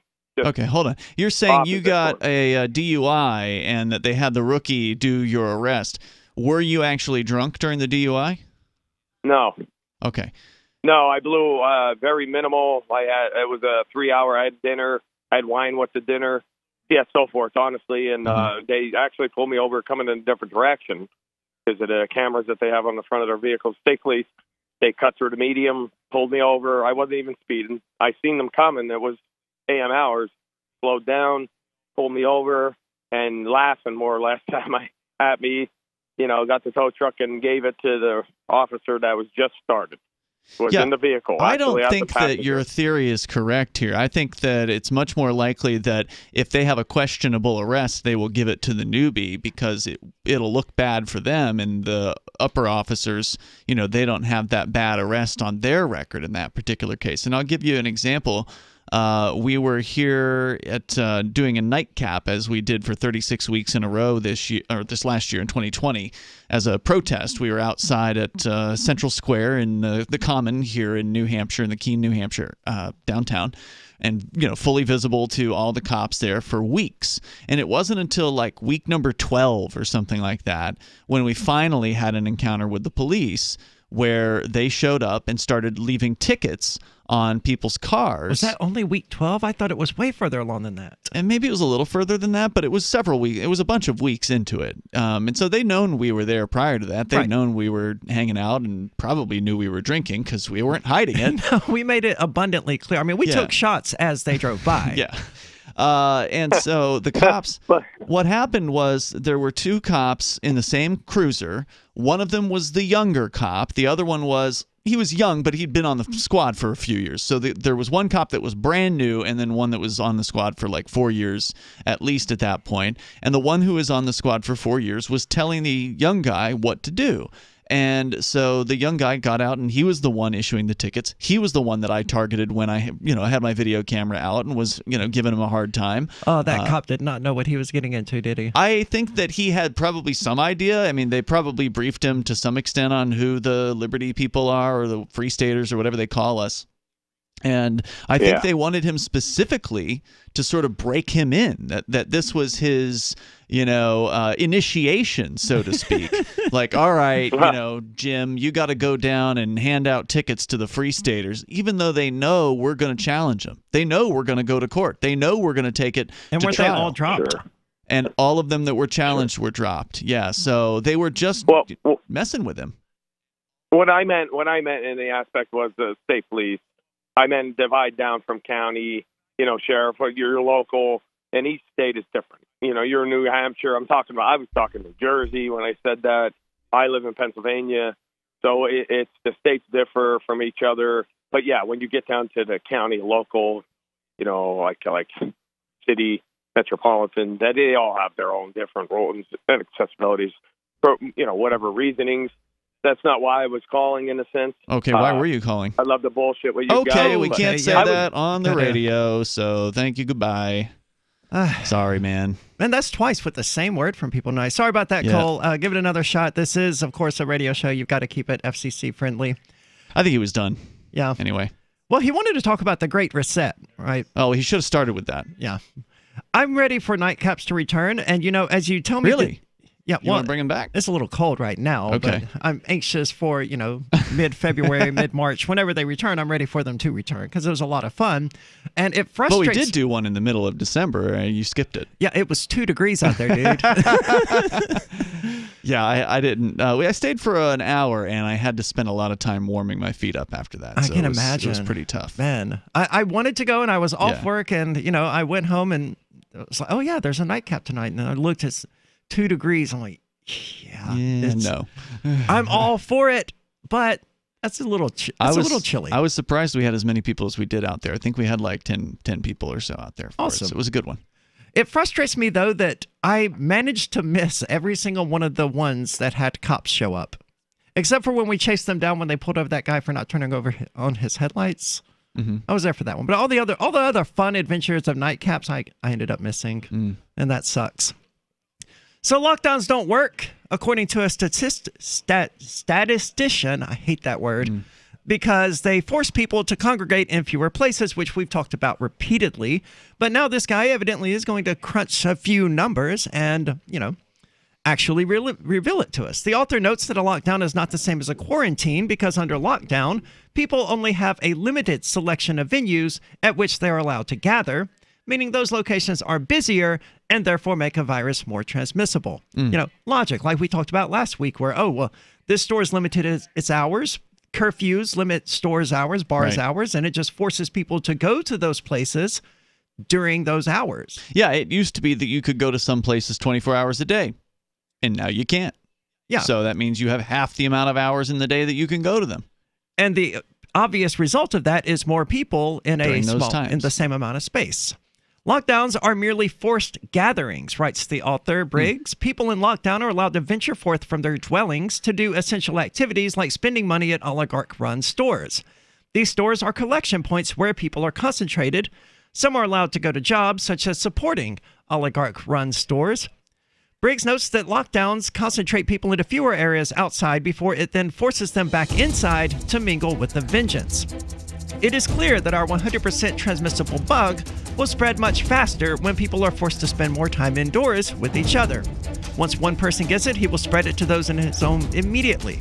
If people were at liberty, the bug would still spread to everybody, but more slowly. The speed is relative. 603-283-6160 is the call line. I imagine most people out there are against the lockdowns, but are you for them? Do they work? Freedom! Freedom is the call of the untamed Scotsman and all others that want to feel the wind under their kilts. At Free Talk Live, we love the breezy, swinging feeling that only a kilt from Sport Kilt can give. We teamed up with Sport Kilt to let you experience their form of freedom at a discount. Go to kilts.freetalklive.com and see a picture of Richie and me in our kilts. And then head over to sportkilt.com. Get some stylish freedom for yourself and use code FTL for a 10% discount. Sportkilt.com. Having taken her father's throne, Sarah Calhoun has fallen out with one of her best allies, and her brother Nathaniel heads into Imperial Philadelphia with a reckless plan. Her uncle Thomas, armed with new powers and new allies, aims to remove Sarah from her throne and from the world of the living. To survive, and to gain the strength she needs to fight an impossible war, Sarah must unite the Mound Builder Kings to enact an ancient rite that will propel her beyond mortality. Servant Daughter by DJ Butler is the newest entry in the Dragon Award-winning Witchy War series from Baen Books at BaenBooks.com. Are you tired of governments murdering people around the world? Stop using their money. There is an alternative. Bitcoin is a stateless, free market, non-political currency. Bitcoin cannot be inflated or controlled by any government. By using their money, you are helping the state. You have an incredible alternative available now. Learn it, use it, spread it. Get started with Bitcoin at Bitcoin.com. That's Bitcoin.com. Divvy's been a pretty good investment for Free Talk Live. Their ad campaign started in September 2019, and from mid-March to mid-July, the values soared by 10 times. It's not too late. Divvy's new wallet hasn't even released yet, and other things are happening that I can't even say on the radio. If you want to invest and potentially do well, go to DivvyProject.org. I can tell you that FTL is deepening its partnership with the guys from DivvyProject.org. Past performance is not an indication of future profit. DivvyProject.org. DIVI Project.org. Hewlett-Packard is known for their basic, no-frills computers, but that doesn't mean they can't keep up with the latest technology. In a press release yesterday, HP said, quote, "We are excited to begin offering that cloud thing that everyone is talking about. We definitely have the cloud on our computers, and it is better than anyone else's cloud." Earlier today, I sat down with HP spokesman Gary Klinman, who said the company couldn't wait to show people, quote, how they do their cloud stuff. We are absolutely thrilled that now people with computers or phones, both will now be able to back things up, to the cloud. Klinman says it isn't surprising they're, quote, up on the cloud, considering they're on the cutting edge of all the latest tech trends. Are there any additional features? Crowdsourcing is something we are having. Crowdsourcing 2.0. We have social sharing. We have 5G, 6G, really all the Gs. We have app. We have all of it in the computer. This is the Onion News Network. The LRN.FM social media channels have been revamped. We've eliminated Facebook and focused on other platforms like Twitter and Mastodon, the decentralized alternative to Twitter. On our accounts, you'll find posts from multiple LRN.FM show hosts together in one place. Follow us on Twitter at twitter.lrn.fm, or better yet, move to the decentralized Mastodon social media platform at toot.lrn.fm, toot.lrn.fm. I think you'll like it. Bitcoin.com has launched a trading platform at local.bitcoin.com, allowing you to buy or sell Bitcoin Cash via dozens of payment methods like PayPal, Venmo, bank deposit, remittances, or meeting in person with cash. There are no ID requirements to sign up for and use the site, and all communications between buyers and sellers are encrypted. Finally, a global trading platform that respects your privacy. Visit local.bitcoin.com to get started trading Bitcoin Cash. local.bitcoin.com. You can put the Liberty Radio Network on the air in your area. Visit broadcast.lrn.fm to learn how. Broadcast.lrn.fm.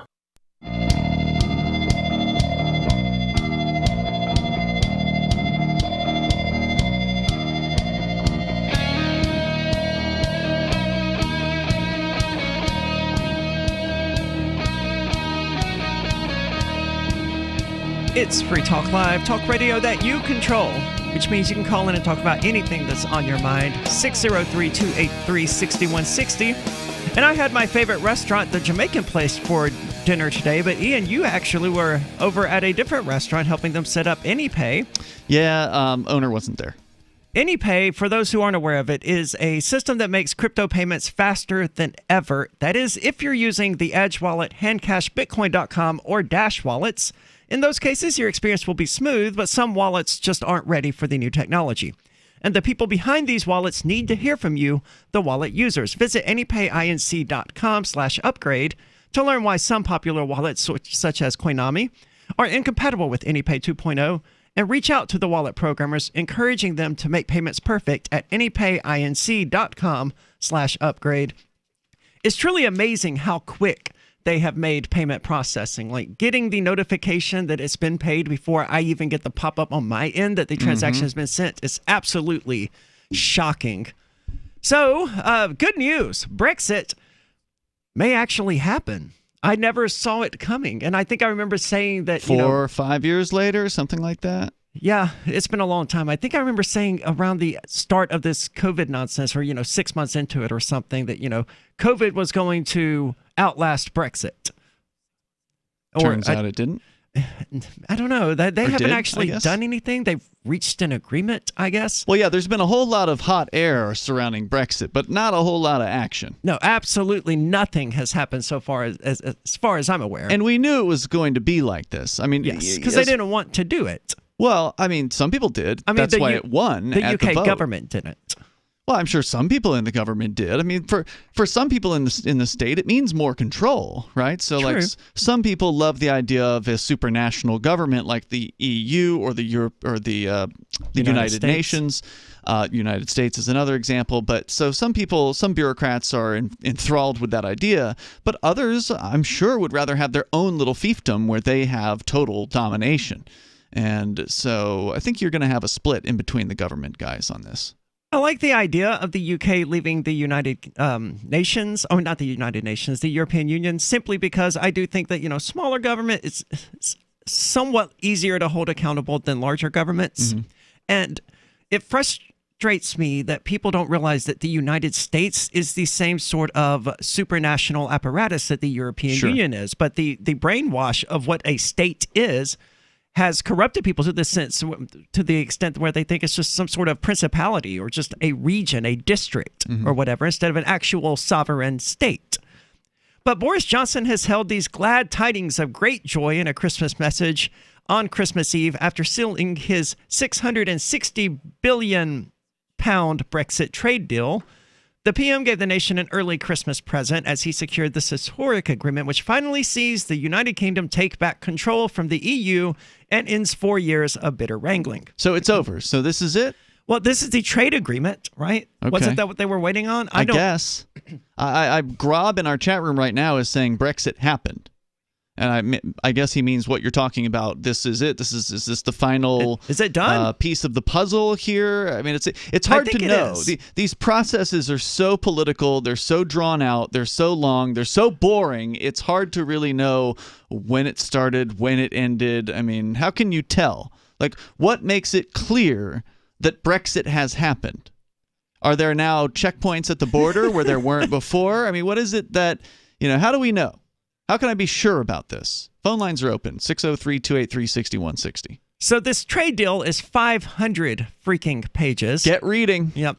Speaking in a video on Twitter, he said, tonight on Christmas Eve, he's really going through the ceremony of this. I have a small present for anyone who may be looking for something to read in that sleepy post-Christmas lunch moment.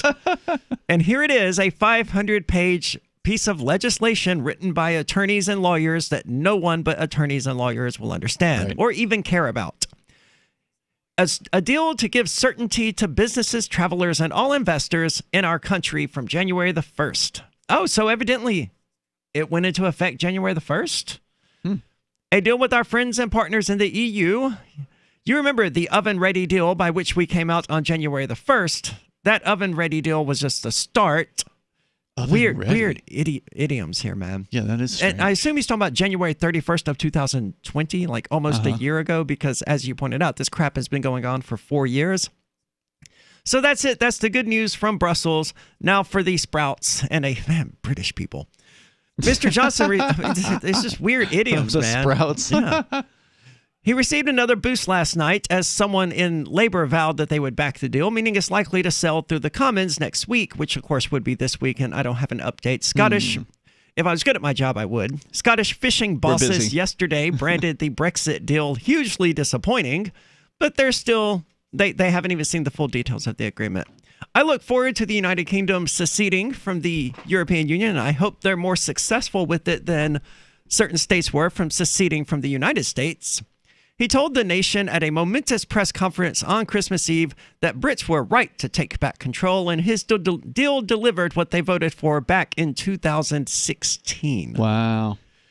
We have taken back control of laws and our destiny. We have taken back control of every jot and tittle of our regulation. So yeah, you're right. He's in favor of it because, it gives him more control, more power. Yeah.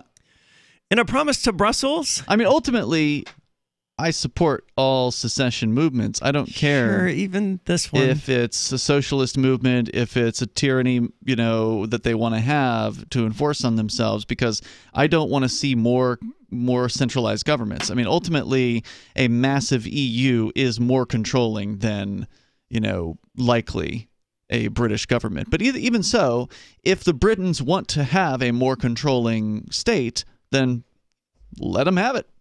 That is clearly what they want. Yeah. You could not pay me to go to the United Kingdom. I'm not interested either. Same thing's true in Catalonia, in Spain, where there's been quite a bit of secessionist movement to the point where they actually brought in police from all over the country. Yeah, well, they had a vote to secede from Spain, they and tried Spain to stop said, the vote. no, here's some cops and military. Yeah, they actually tried to stop the vote from happening, and those people want more socialism. Those people who are voting aren't freedom fighters. They only want freedom from Madrid. They don't actually want freedom. They just want freedom from the other states in Spain. And you know what? Again, I'm a voluntarist. I don't believe in any of these state things. But if that's what these people want, then that's what they should have. Sure, just don't force it onto others. Right. And unfortunately, they will. Yeah. But that doesn't mean I'm against secession just because they'll force it onto others. Same thing's true. I want California to be able to secede, even though I know that probably means it's going to get even more socialist out there. And I feel bad for the people that don't like socialism, but you know what?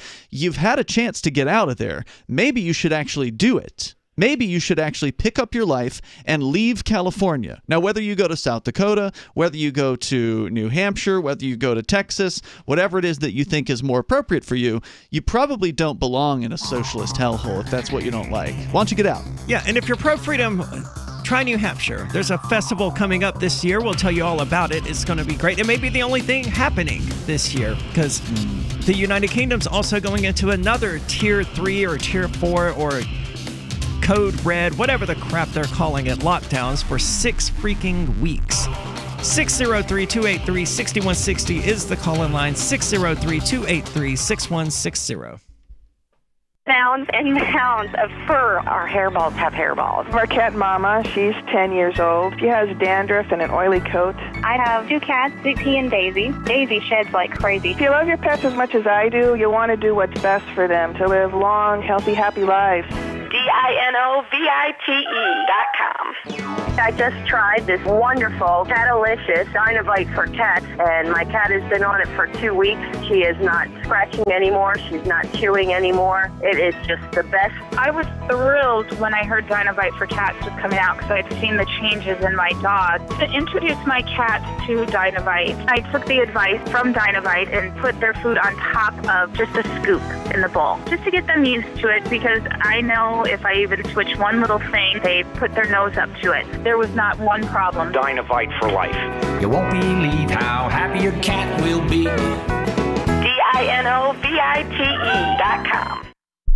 Excuse me, is this where I get a license to start a new business? I wouldn't be hasty. You have to get a license to go out of business, too, you know. Oh, well, look, I've invented this little anti-gravity machine, see? Oh, is that why you're walking 2 inches above the floor? Oh, yes, it's very comfortable. It saves on shoe leather. Yeah, well, you have to fill out these forms and report to the Human Services Department of Manpower Orientation and register with the Fair Employment Practice Commission, the Wage and Hour Division of the Employment Standards Administration, the State Sales and Income Tax Division, the Internal Revenue Service, and the Social Security Administration of the Department of Health, Education, and Welfare, and, of course, OSHA. OSHA? I thought that was a little town in Wisconsin. You'll find out. Say, floating around like that could be dangerous. Have you checked with the Consumer Product Safety Commission? Well, not yet. Come to think of it, you actually are flying, aren't you? Look, you need to go over to the Federal Aviation Administration and the Transportation... It's very hard to get anything done these days if you're in business, but free enterprise built this country. Think what could happen if we don't keep it free. A public service of this station and the Center for the Defense of Free Enterprise, Bellevue, Washington. Besides, we just can't have people floating about unregulated, you know. I'm crazy about My Magic Mud. This is the most important oral care product created this millennium, and I'm not kidding. We all have different opinions on politics and issues, but we all have mouths. And I want yours to be as clean as possible, with teeth as bright as they were meant to be. I will never be without My Magic Mud. It's a little surprising, but man, does it work. If you only listen to one thing I say ever, go to mymagicmud.com and get 20% off with code FTL. mymagicmud.com, code FTL. There are lots of ways to listen to Free Talk Live. Our podcast has been around since podcasts began, and now the FTL feed is loaded with content besides our full show archives. Did you know that we make it easy for you to customize your podcast subscriptions? We have different feeds, one that includes only our full shows, one with just the Daily Digest, and our main feed that includes everything. You decide what you listen to. It's quick and easy to customize your feeds at feeds.freetalklive.com. That's feeds.freetalklive.com. Why did you move to the Shire? I moved here to the Shire because there's other people around who take liberty just as seriously as I do. I moved to the Shire because I saw videos of people challenging authority and thought that I could get support myself. It called to me, like, do this, right now. I wanted to be around people like me who got it, and once I got here, I knew there was nowhere else that I wanted to be.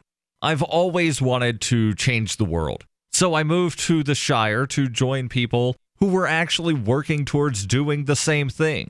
The people here are awesome, loving, and positive. It was for the adventure and for the feeling of something important is happening here, and I just wanted to come to sort of be part of that. Visit ShireSociety.com to read and sign the Shire Society Declaration and learn the reasons why, if you love liberty, you should immigrate to the Shire. Plus, connect with others via the forum at ShireSociety.com. That's ShireSociety.com.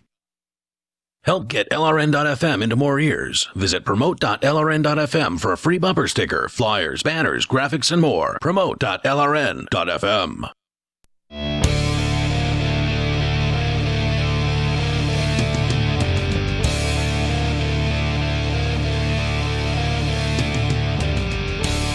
This is Free Talk Live, talk radio that you control, the only national radio show where you can just call in and talk about anything that's on your mind, whether it's politics, religion, or whatever. Just Keep it FCC friendly. 603-283-6160 is that call-in line. That's 603-283-6160. And with you tonight, it's Aria. And it's Ian. And I have a new movie recommendation for everyone out there. It's called Ticked Off Trannies with Knives. And it is one of the funniest things I've seen in a really long time. Wow. Yeah, it is not what I expected in that it kind of was. Sounds violent. It wasn't excessively violent. Yeah. I mean, your standard horror slasher kind of violence, but nothing too excessive.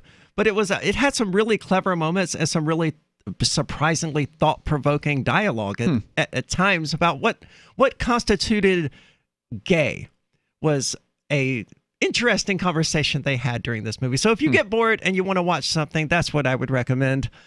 Let's go to the phones, however. We got Ratspeed calling using the Matrix server that you can find at matrix.lrn.fm. Ratspeed, you're on Free Talk Live.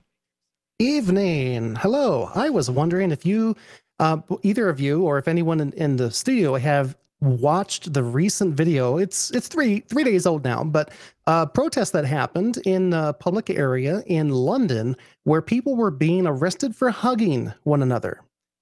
Yes, I saw one man arrested. I don't know if other people were arrested. There was the gentleman, black gentleman, and it looked like it was happening at Speaker's Corner in London, where he was hugging consensually, by the way. It wasn't like he was going up and battering that people. Would be assault. Right. He was actually, people were putting their arms out. They were welcoming his hugs. And he hugged what appeared to be at least 5, 6, maybe 8 people. And then the police came in and they put him under arrest because they claimed that he didn't know the people that he was hugging and they weren't in his bubble. Holy crap. Yep, it really happened. Now compare that to the video that's currently going viral on Twitter, which is at a Trump protest for counting the vote. The speaker behind the speaker is calling for everyone, to give each other a hug, give a stranger a hug, and they start hugging each other. So I started comparing the two, and I'm thinking, so this, the way that we have it in the United States is they paint anyone who's a quote unquote anti-vaxxer or anti-masker or whatever, label you want to give them as some kind of a right-wing protest, Trump-loving supporter. But yet over here in the United Kingdom, the person was black, and a couple of the people that he was, the color doesn't matter itself, but it's interesting to see how so you have two different dynamics. You have one where it's being celebrated among people, and then you have the other place where you get arrested for it for the exact same action. It's amazing to look at the relativity of this. And so I showed it to one of my friends, and I said, because I told them, they showed me the Trump video. So I showed them this video. And I said, well, it's better than getting arrested for hugging someone. And that person said to me, well, you mean the virus is spreading better?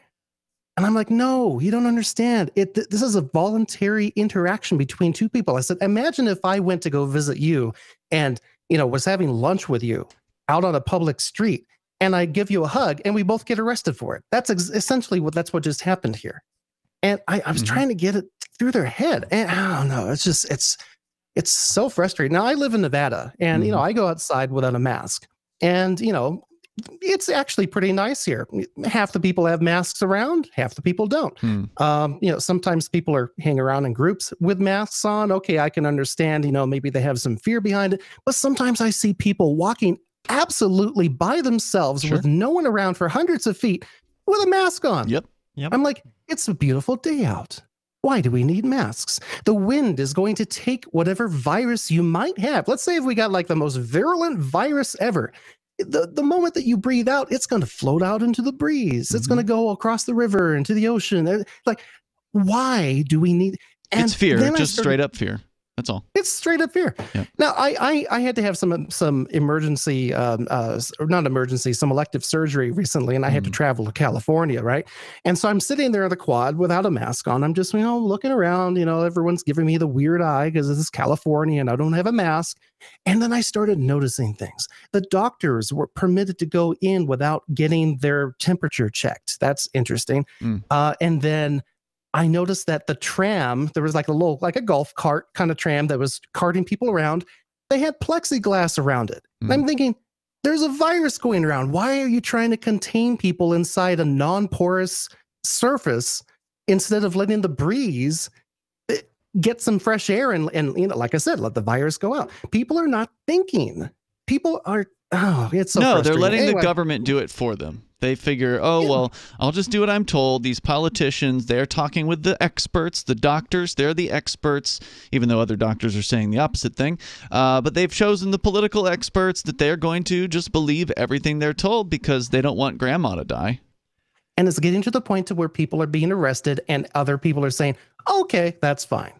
I'm sorry, it's not. But that's the level that it's getting and in fact, now. to the same sort of similar kind of crazy arrests, I just saw a video today out of Toronto where the police were arresting people in a parking lot who were just going to get some, I think, like boba tea, apparently. I think Singularity from our chat room posted it earlier today on chat.lrn.fm. They were just like in a shopping center parking lot, and the cops came up and demanded ID from them. And they then started arresting one of these guys. And he said, well, what are you arresting me for? And they said, you didn't show ID. You refused. You told us to F off when we asked for your ID. And under this Reopen Toronto Act or Reopen Ontario Act, you must show ID or something like that. And they arrest this guy violently for it. And then they start threatening one of the other people that was in the parking lot at the end of the video for the same thing. Yep. Stop and show your papers. That's exactly what this is. And it's happening. And I mean, the only thing I feel that's still keeping this from happening here is the First Amendment. That's really it. That's the only thing. The moment that you start shredding apart the First Amendment, which it already has been, it's been whittled away at. That's the only thing that's protecting us away from the same things that are happening in British Commonwealth countries. Yeah, that and the Second Amendment in places like New Hampshire where you can still have a gun at a protest. Brad Speed, thank you so much for the call. It's disheartening to see so many people being arrested for stupid things, but of course the state was always going to use this as a power grab. Yep. So now it's got these checkpoints that it can set up and demand you show them your ID, and if you don't, they will arrest you. At least that's the case in Canada. It's probably the case in the United Kingdom as well. I don't know. That's just speculation. But that they're pretty similar in how tyrannical they are. And the UK may be about to get worse, maybe about to get better, but evidently they've drawn up some new borders in regard to this Brexit agreement. Yeah, and again, the gentleman in the chat room says this thing is done. It's sealed, signed, it's over. The Brexit thing has happened, and indeed this may be proof of it, in that there are now new border restrictions being put into place or in place. And according to the BBC's report, Lucy Williamson writing here, a post-Brexit trade agreement signed last month. This was, by the way, written yesterday. Signed in December means there are no tariffs on goods sent across the English Channel to France. But new regulatory and customs checks do apply. More than 50 million euros worth have been spent on preparing the French side of the channel for this moment. The money was spent on new buildings to carry out the checks, more staff, more car parks, and so-called smart borders system designed to keep traffic moving. But by midday on Monday, customs officials at the port of Calais were still waiting to check their first vehicle of the day. That's because they're bureaucrats. There weren't many people traveling. No, there's just not very many people.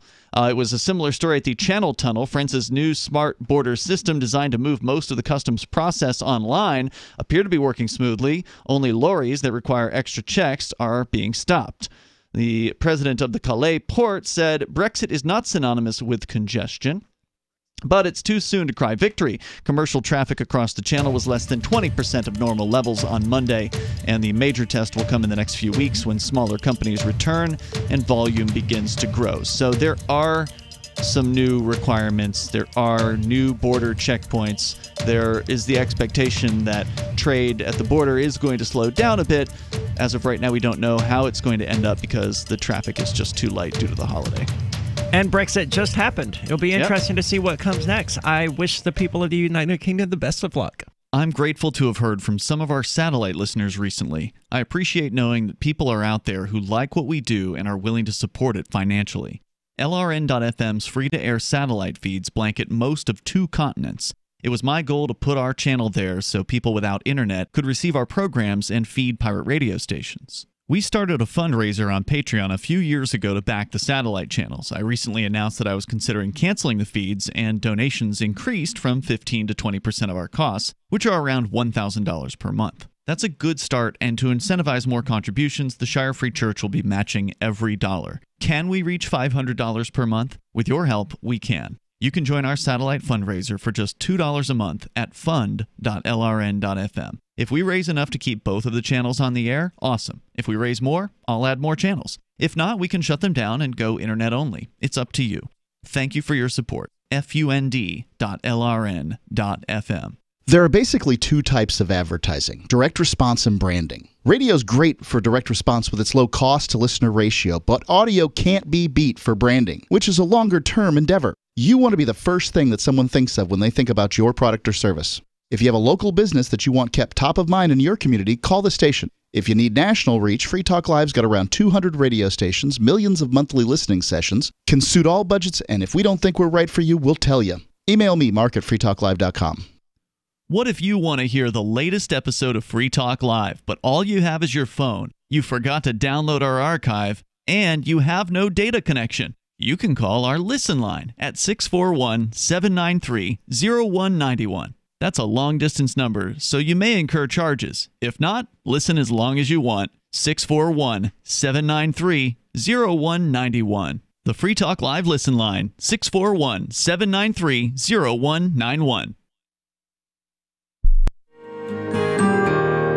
So the protection of life, liberty, and property is what the Free State Project is all about. But it's an effort to move 20,000 people who understand. It's about demonstrating to the entire country that, yeah, we can have a free market, a truly free market. Making it just a freer, great place to live.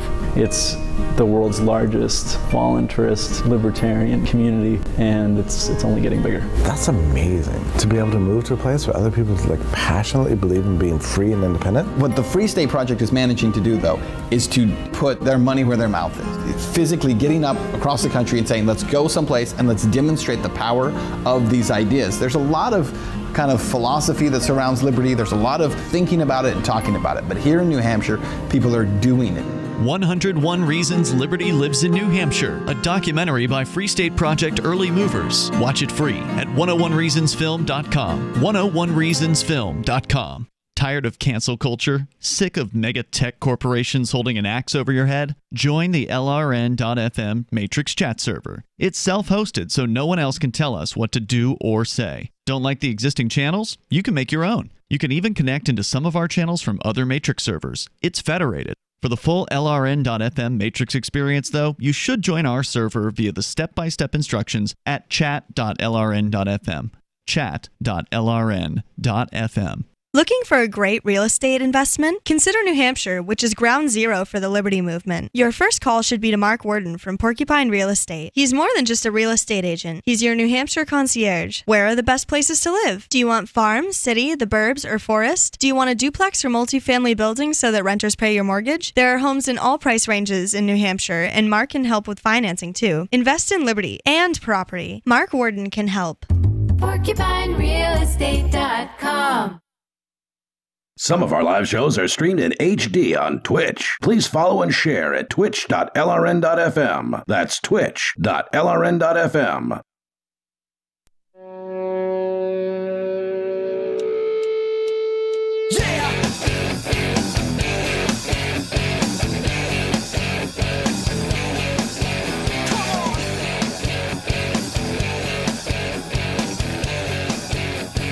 It's Free Talk Live, talk radio that you control. 603-283-6160 is the call-in number. 603-283-6160. With you tonight, it's Aria and Ian, and you've heard us talking about Divi here on Free Talk Live. And maybe you want to set up one of their easy-to-deploy masternodes or to stake Divi so that you can start earning Divi right now. Ian has actually set up a Divi masternode. He said it was super easy and that staking was even easier. We're not investment advisors here on Free Talk Live, but we think you'll be impressed with your earning potential with Divi as compared to traditional investment vehicles. Go to diviproject.org and get started. You can buy Divi at several exchanges or directly from the Divi team. And if you need help, there's a link to their Telegram channel right on the front page at diviproject.org, diviproject.org. Indeed, throughout the last year, most things have gone up in value relative to the USD. Whether it's because those things are good or bad, it's largely the fault of the USD just constantly plummeting in value as more of it is created out of thin air because that's what the government does. Gold has had its best year in more than a decade. Has it really? Last year, according to Bloomberg. Great. And of course, Bitcoin. 2020 was a good year for Bitcoin. Yeah, it was. Was it its best year though? I don't know about that. It might have been. I guess if you define it in terms of percentage, probably not. I don't know. It went up over 200% in the whole year. Like 280% or 250 or something like that. At least in raw numbers, it was Bitcoin's best year. As far as dollars. As far as value relative to the cost of goods and services, I guess, would be the best way to phrase it. But yeah, everything's doing good except the U.S. dollar, but that's not surprising. It sucks so bad for them. But that may be changing. Let me take this back here. I'd said 280%, 250. It's actually up over 320% now in the last year. So 1 year ago today. It was definitely important to make that distinction. So big banks are finally getting into cryptocurrency, it would seem, or at least according to MarketWatch, U.S. regulators are saying that banks can use stable coins and connect to blockchains. Now, for those who don't know, stablecoin This is interesting. It is, because it authorizes them, in theory, to start, holding Bitcoin for people, which I don't support, but I think that's what they'll end up doing. Well, actually, what this sounds like it's doing now, prior to this, what you're talking about, they were already told by the Office of whatever it is, OCC. Is it the OCC that's doing this one again? What's it stand for? Officer of the Comptroller of the Currency. Yeah, Office of Comptroller of the Currency.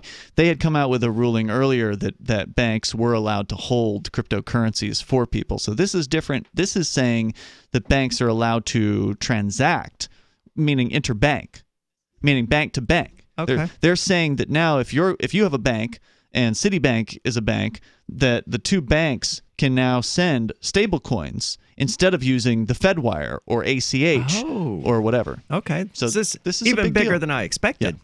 So cryptocurrency prices briefly popped late Monday. What a stupid statement to make based on the last 3 weeks alone of what Bitcoin has been doing. After a federal banking regulator said in an interpretive letter that U.S. financial institutions are allowed to use stablecoins for payment activities and can participate as nodes in a blockchain. The letter is the latest crypto-friendly move from the Treasury Department office.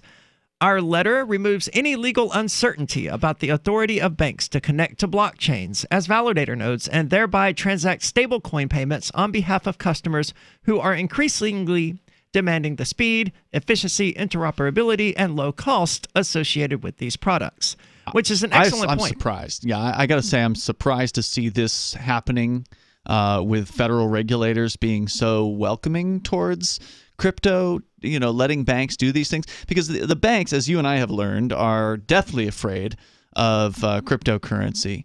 They're afraid of what the legalities are, or whether it's illegal for them to, allow customers to do these things. Or they also just don't like it because it's competition. I think at some level, some of the banks understand that, but I think also smarter banks, and there aren't very many of them, but smarter banks do realize that they're not out of the game yet, and if they can figure out a way to integrate cryptocurrency into their banking game, then that could help them. And I think that it could. It probably could buy them a few more decades. Well, you know what? They got to do something. But I want them to die as soon as possible. Yeah, I really do want them to go away as well. But, I mean, they're institutions. They're not going to go away without a fight, and they are, to some extent, protected by the federal government. Well, evidently, cryptocurrency is now putting a big dent in the longevity of banks. The move essentially puts blockchain networks on an equal level as global financial networks such as SWIFT, ACH, and FedWire. The lobbyist group, the Blockchain Association, said in a tweet. Now, they don't mention Bitcoin specifically, but if they can do this with like Tether or something to settle debts, couldn't they, in theory, also use Bitcoin? They could, but you would only be able to settle something with Bitcoin. So if there was a debt of meaning that Bitcoin could only settle a debt of Bitcoin. You can't settle a debt on dollars with Bitcoin because the price of Bitcoin is changing constantly. It's a giant advance for crypto because it paves the way for these networks to be a formal part of the U.S. financial infrastructure. Not necessarily something I want to see, but it's a step in the right direction. I don't want to see it either, but unfortunately, the reality of stablecoins is, with the exception of DAI, DAI, which is the most interesting of stablecoins. So for listeners that don't know, a stablecoin is a cryptocurrency token, which means it's this thing that sort of rides on another cryptocurrency. So when you hear of Tether, which you mentioned, which is the code for that is USDT, and then there's it's an Ethereum token, right? Correct. And then there's USDC, which is the Circle and Coinbase version where they have their own stablecoin. And then there's BUSD, which stands for Binance USD, which is the largest exchange on the planet right now. They have their own US dollar-based stablecoin. And then there's others, right? Like so there's probably Paxos has one. PAX, yeah, Paxos, that's one as well. And so all of these companies that are behind these stablecoins are all compliant. Every single one of them. And in fact, there was a story earlier in 2020 about how, was it PAX or US? I think it might have been USDT, Tether, where there was a person who was accused of some sort of a fraud or something illegal or whatever that had received or sent Tether. And Tether went back and they retrieved that Tether and they undid that transaction, because they have the ability to do that. So Bitcoin or these crypto tokens are on the Ethereum blockchain, almost all of them. There are some that aren't. Some are on the Bitcoin Cash chain. Yeah. And I don't know if those other chains have similar controls. They probably do, but I'm not sure about Bitcoin Cash. I can't speak to that one. But definitely the Ethereum version of these things allows for the issuer, Tether in this particular case, to just go in and say nuh-uh-uh and undo a transaction and pull it back. Now, how many levels they can pull it back? I presume all of them, but I don't know. It's permanent, right? They could, in theory, go all the way back to the Genesis block to pull them back. I presume. Like I said, I don't know, because it's what they call in Ethereum, it's a smart contract. Yeah. So it's not like your normal crypto where your typical, like Bitcoin, once Bitcoin is sent, there is no undoing that unless they like completely reverse, unless they split the blockchain. There's some very crazy situation that could happen. But Ethereum has actually done that, and it's the number one reason I don't like Ethereum. In my opinion, if cryptocurrency is going to work, then we have to be able to have faith in it, that what it is today is what it is, and that's what it's going to be tomorrow, unless we know in advance. It's done. The whole idea of rolling back these changes on the blockchain and creating new ones and undoing things, it's changing. It's like an attempt to erase the past and change the past, and it undermines my faith in the cryptocurrency. Right, which is why DAI is the most interesting of all the stablecoins. So DAI is also a US dollar stablecoin, but it's not. It's unlike the others, which are based on, like, for instance, Circle or USDC. They've got $1 billion or $2 or $3 billion in a bank account somewhere, and that's what backs up this crypto or this crypto token. Same thing's true with Tether. I mean, I presume that they might have more than one bank account, but they've got a place where it would be silly if they only had one bank account. Yeah, where the dollars are being held that back these tokens. DAI doesn't have that. DAI uses cryptocurrency deposits to back its tokens, and it's very interesting that still they've got these mechanisms that manage to keep it at the price of $1. It's very, very interesting. And supposedly, this is just what I've read, DAI does not have the ability to come in and do an undo and pull back a transaction. So that makes it the most interesting of those things. It's definitely the most promising, something worth looking into. Yeah. While the letter specifically mentions stablecoins, digital currencies that are pegged to a relatively stable asset, such as gold or the US dollar, because there are cryptocurrencies pegged to gold, like Pax Gold. Or Tether Gold. I didn't know there was a Tether Gold. There is. Bitcoin. Prices of more volatile cryptocurrencies jumped immediately after the announcement, but lost most of those gains within hours. And because we're now reading this hour later, it has since made up those losses again and is probably at a new all-time high because it's going crazy. It's a good time to get into Bitcoin. So once again, head on over to bitcoin.com if you don't know about cryptocurrency and you want to get into it, because it's changing the world.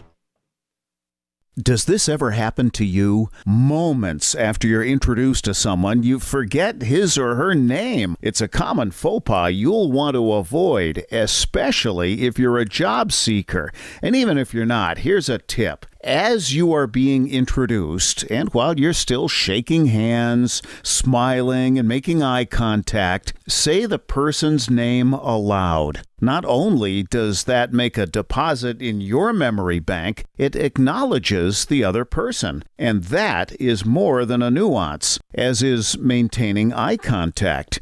With money and attention so scarce now, effective communication skills have never been more important. Cutting through the clutter rather than blending into the blah, blah, blah will help you connect better, no matter what the conversation. For more tips, hit survivalspeech.com. I'm Holland Cook. Are you tired of governments murdering people around the world? Stop using their money. There is an alternative. Bitcoin is a stateless free market non-political currency. Bitcoin cannot be inflated or controlled by any government. By using their money, you are helping the state. Stop doing it. You have an incredible alternative available now. Learn it, use it, spread it. Get started with Bitcoin at bitcoin.com. That's bitcoin.com. Some of you asked, and now we've delivered. LRN.FM's live Keene, New Hampshire studio shows are now streamed in HD on Twitch. Visit our channel at twitch.lrn.fm and give it a follow. If you have Amazon Prime, you get one free subscription on Twitch. If you use it on our channel, Twitch will give LRN.FM a monthly piece of your Prime subscription cost. So please watch, follow, share, and subscribe to twitch.lrn.fm. That's twitch.lrn.fm. You're listening to the live edition of Free Talk Live. Hour number 3 is next after the news here on the Liberty Radio Network at LRN.FM. Introducing the congressional class of 2021. I'm Steve Rappaport, Fox News. The 117th Congress convenes today. House Speaker Nancy Pelosi is expected to keep the gavel. Usually it's a party line vote, but always there's some deviations. You might have people voting present, and this is why Nancy Pelosi and the Democrats have indicated it is so important that they vote for her so that they maintain the majority. And you can't beat somebody with nobody. You know, we've had votes cast over the years for Colin Powell, John Lewis, the late congressman from Georgia. Fox's Chad Pergram. Over in the Senate, at least a dozen Republicans plan to object to certifying the Electoral College results on Wednesday. Senator Ted Cruz on Fox's Sunday Morning Futures. We've seen in the last 2 months unprecedented allegations of voter fraud. And that's produced a deep, deep distrust of our democratic process across the country. I think we in Congress have an obligation to do something about that. We have an obligation to protect the integrity of the democratic system. Senate Majority Leader Mitch McConnell had urged Republicans not to join House Republicans in these certification challenges. He's publicly acknowledged President-elect Joe Biden is the winner of the race. Fox's Mark Meredith in Washington. Thousands of President Trump's supporters plan to protest in the nation's capital that day. The balance of power in the Senate remains up for grabs because of a pair of runoff races in Georgia. In the first runoff race, you have incumbent Republican Kelly Loeffler facing Democrat Reverend Raphael Warnock. In the other race, incumbent David Perdue facing challenger John Ossoff, who says if you send him to Washington, he'll deliver on those $2,000 checks. Now, early voting shows Republicans will need a strong turnout north of here in Atlanta, and that's why President Trump tweeting he's heading down here tomorrow at 9 p.m., rallying in Dalton. Fox's Griff Jenkins. If Democrats win both races, the chamber would be split 50-50, with Vice President-elect Kamala Harris casting the tie-breaking vote. America is listening to Fox News.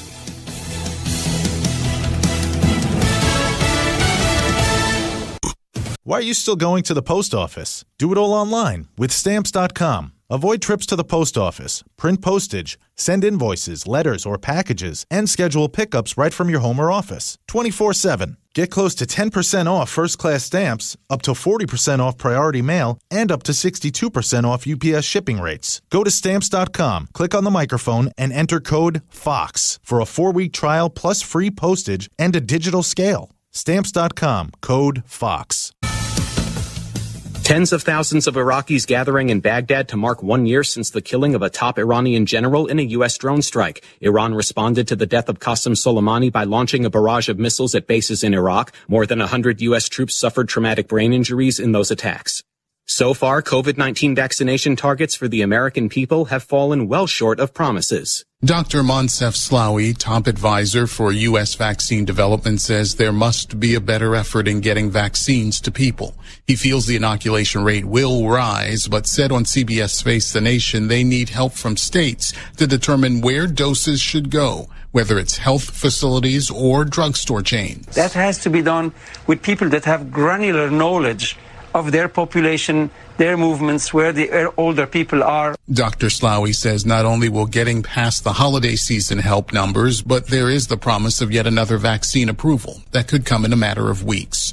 Gernal Scott, Fox News. NBA Hall of Famer Paul Westphal has died. Westphal won a championship with the Boston Celtics in 1974 and moved to coaching after his playing career ended. The 70-year-old was diagnosed with brain cancer last August. The star of Wonder Woman 1984 announces a new series documenting accomplishments of women. Gal Gadot took to Instagram to announce a brand new National Geographic docuseries that focuses on women across the globe. It's titled Impact. It's a powerful docuseries that tells the story of Free Talk Live. Your show is dangerous for people. Yes, it is very dangerous for the state. It's dangerous for the status. It's dangerous for the status quo, Bob, and it's dangerous because people like you who only want one particular message, and that is crack down, put all those people in jail. We need to bust the border up, and we need to hurt peaceful people. That's what your message is. Yours is the real dangerous message because you're the one who's advocating aggression against peaceful people. Don't you think that's shameful?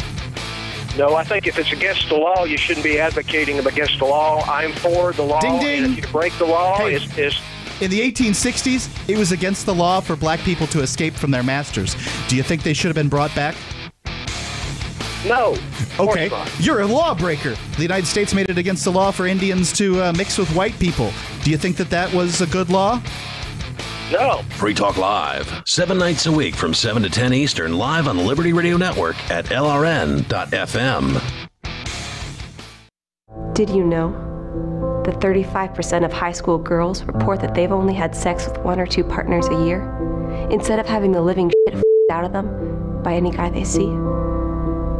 Did you know that only half of all 17-year-old males report without a condom, even though it's really the only way to go? There are thousands of American teenagers today who are unaware of the full benefits of your brains out all day, every day. These otherwise average high schoolers haven't been taught about every chance you get, pounding each other dry and never ever pulling out. Every sexually active high school student should know this stuff. Ditch the condoms because it's always better raw. Stop worrying about STDs. Every chance you get. Just keep and strangers, doesn't matter who. And most importantly, be direct with your partner about how badly you want to their brains out. This is the Onion News Network.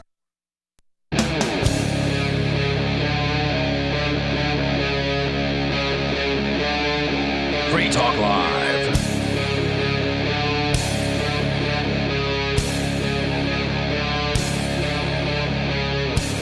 It's Free Talk Live, talk radio that you control. 603-283-6160 is the call-in number. With you tonight, it's Aria and Ian. Yep.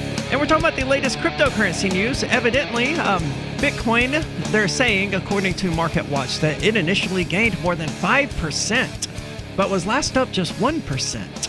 And they're attributing all of this to the latest ruling from the comptroller of currency, or whatever it's called, the Office of the Comptroller of the Currency, which is going to allow banks to transact with stable coins like US Tether and possibly even DAI, as you talked about, in addition to wire transfers and ACH and things of that nature. So these stable coins just got put effectively on the same level as writing someone a check or swiping a debit card. And that's big news for cryptocurrency, and I hope to see more of that going forward. Me too. But of course, the banks are going to take years to do anything about it if they move forward in any way, shape, or form. They are, and I know their custodial wallets are coming. I know one day you'll install your banking app and it will have a place right there for your Bitcoin. But I dread that, and I know it has just to. Just like PayPal does. Yeah, I know it has to happen at some point for cryptocurrency to move forward, for the average person to become more exposed to it, and the banks are best suited to do that. Right. Well, I mean, a bank helps for people because they don't want the responsibility of holding their money. That's why you give it to a bank, right? Is because having a stack of cash in your home is risky. And so people feel safer when it's in a big vault protected by the bank. And so they want other people to hold their funds for them. Of course, they also want to make, some sort of an interest payment on it, even though banks barely even give 0.5% or 0.25% on an annualized basis these days. So, it's a joke, the amount of interest that they pay, but people still would rather put their money in the bank's hands because it feels safer to them. Every time I think about interest, man, I think about Capital One and my checking account, my savings account with them that they are still paying interest on. They closed this account. Well, they froze it in August of 2019. And they're paying you interest on it, even though they've frozen your funds and you can't actually retrieve them? Right. And it's like $650. So it's not worth it to me to, constantly call them up. And, that's ultimately what it's like, 1 cent every month or something like that. It's completely stupid. One day I'm going to go to the mailbox and there's going to be a check there from Capital One and it's going to make me a little bit happier. But it's not worth it to fight with them. But yeah, they're still paying interest on it. My latest savings account at a local bank is actually paying pretty decent amounts. I don't know what the percentage is, but it's more than 1 cent a month. Yeah. Well, you might have more than $600 in it, too. I probably do. Yeah. So psychedelics, one of my favorite topics. They are replacing pot as the new favorite edgy investment, evidently. Really? Now, because psychedelics, or what's the term you prefer? Entheogen? Yeah, that's it. The God within? Is that what that stands for? Okay. They are becoming more and more mainstream, with places now legalizing psilocybin cubensis, which are magic mushrooms. Decriminalizing, yes. Thank you for the correction. Or legalizing for medicinal purposes is what we saw in Oregon this year. It is now legal for therapeutic use, so you can take... Can we say it? The science is settled. At least the science is willing to look at it now, and whereas before it was totally prohibited. So now we can actually have studies done on psilocybin and other previously fully illegal drugs. And in fact, just to go back real fast to the first hour, you just reminded me of this. Skyler, the guest that we had on in the beginning, the guy that got arrested outside of Sununu's house, he said that the cops not only gave back his gun and his ammo, but gave him back his weed afterwards. No way! I'm like, really? Wow, times really are changing. That's insane. That is awesome, man. Yeah. Well, congrats on him for keeping his pot. So cannabis, it's still not fully legal in the United States. It's sort of a gray area. I heard there's... Federally, it is still a Schedule I drug, meaning there is no medically, according to the federal government, and they're liars, there's no medical whatever reason or something to use cannabis. Yeah, that it provides no medical benefit whatsoever or something like that. Yeah. And of course, that's not true. Total bunk. But I've also heard that there is some sort of momentum to getting that changed in Washington, D.C. Of course, who knows whether or not that's true, and who knows how long it will take, and who knows whether or not it will include legislation to provide condoms to Filipino hookers. Yeah, there was a proposal within the last couple months that got voted on. As I understand it, Thomas Massie voted against it, not because he's against ending cannabis prohibition, but because it included a 5% tax, federal tax. Well, we know they're going to tax it. I mean, they've been taxing it into oblivion everywhere that they've, sold it, whether medicinally or recreationally. But all they really need to do is just take it off the drug schedule, and then it won't be federally illegal anymore. And then it can be up to the states to decide. That would be ideal. Yep. But that's not the way the federal government does things. So cannabis is only on the cusp of many investors' comfort zones, but the family offices and high net worth individuals hungry for early stage edgy investments have already moved on to psychedelics. Marijuana's legal headway in recent years has paved the way for new interest in remedies typically relegated to the black market because, as we love pointing out, banning these things doesn't make them go away. It just puts them onto the black market. Mm-hmm. Companies that work with drugs like psilocybin, an ingredient in magic mushrooms, or ibogaine, used in, I don't know some Native American ceremony. I'm not going to attempt to pronounce it. Ayahuasca? Yeah, that's it. Thank you. Are proliferating, with early-stage investors predicting such substances have an even better shot than cannabis at disrupting the $70 billion market for mental health. No doubt. Yeah. The question now is whether such aims bear out and in time to catch up with all the money flowing in. People see this potentially as a get-rich-quick mechanism, just like you saw in the early stages of cannabis. Right. But which companies are going to be the winners, of course, is another question. Yeah. They feel they don't have they feel they don't want to have another FOMO situation here. Now, FOMO stands for fear of missing out. And these guys are like, okay, I missed the boat on cannabis. I didn't invest in the cannabis companies and missed the boat. I better get it right this time and invest in these psychedelic companies. They're saying the same thing about Bitcoin, saying that they missed the boat. Well, the difference between Bitcoin and these companies is that Bitcoin is not a company. Bitcoin, there are human beings that are programming Bitcoin, but it's not like a corporation in the traditional sense, in that there's no CEO of Bitcoin. There's no board of directors of Bitcoin. There are programmers that contribute to code, and somehow that becomes a thing. If Facebook ever unbans me, I'm going to put on my profile CEO of Bitcoin. Just to see who buys it. But ultimately, that's not what Bitcoin is. It's not a corporation. And so when you buy Bitcoin, you're not buying the sort of human-run... I mean, there are humans involved, and in my opinion, the humans behind Bitcoin have screwed it up. Personally, it's not a form of money. Yeah. It's not a form of money like it used to be. But whatever those people do, they're not moving very quickly. So, anytime soon, we're not likely to see any significant changes to Bitcoin. So you're just sort of buying this thing that is this concept that people can, they can use it still. It's just expensive to use. And do you think that this concept is going to succeed in the future is the question there, versus will this company run by fallible human beings with board of directors and shareholders or whatever? You're betting on a totally different kind of a situation there. Yeah. Will these people mismanage this company? Will their product, even if they're managing the company well, will the product actually stick in the marketplace? And will they be able to beat the competition?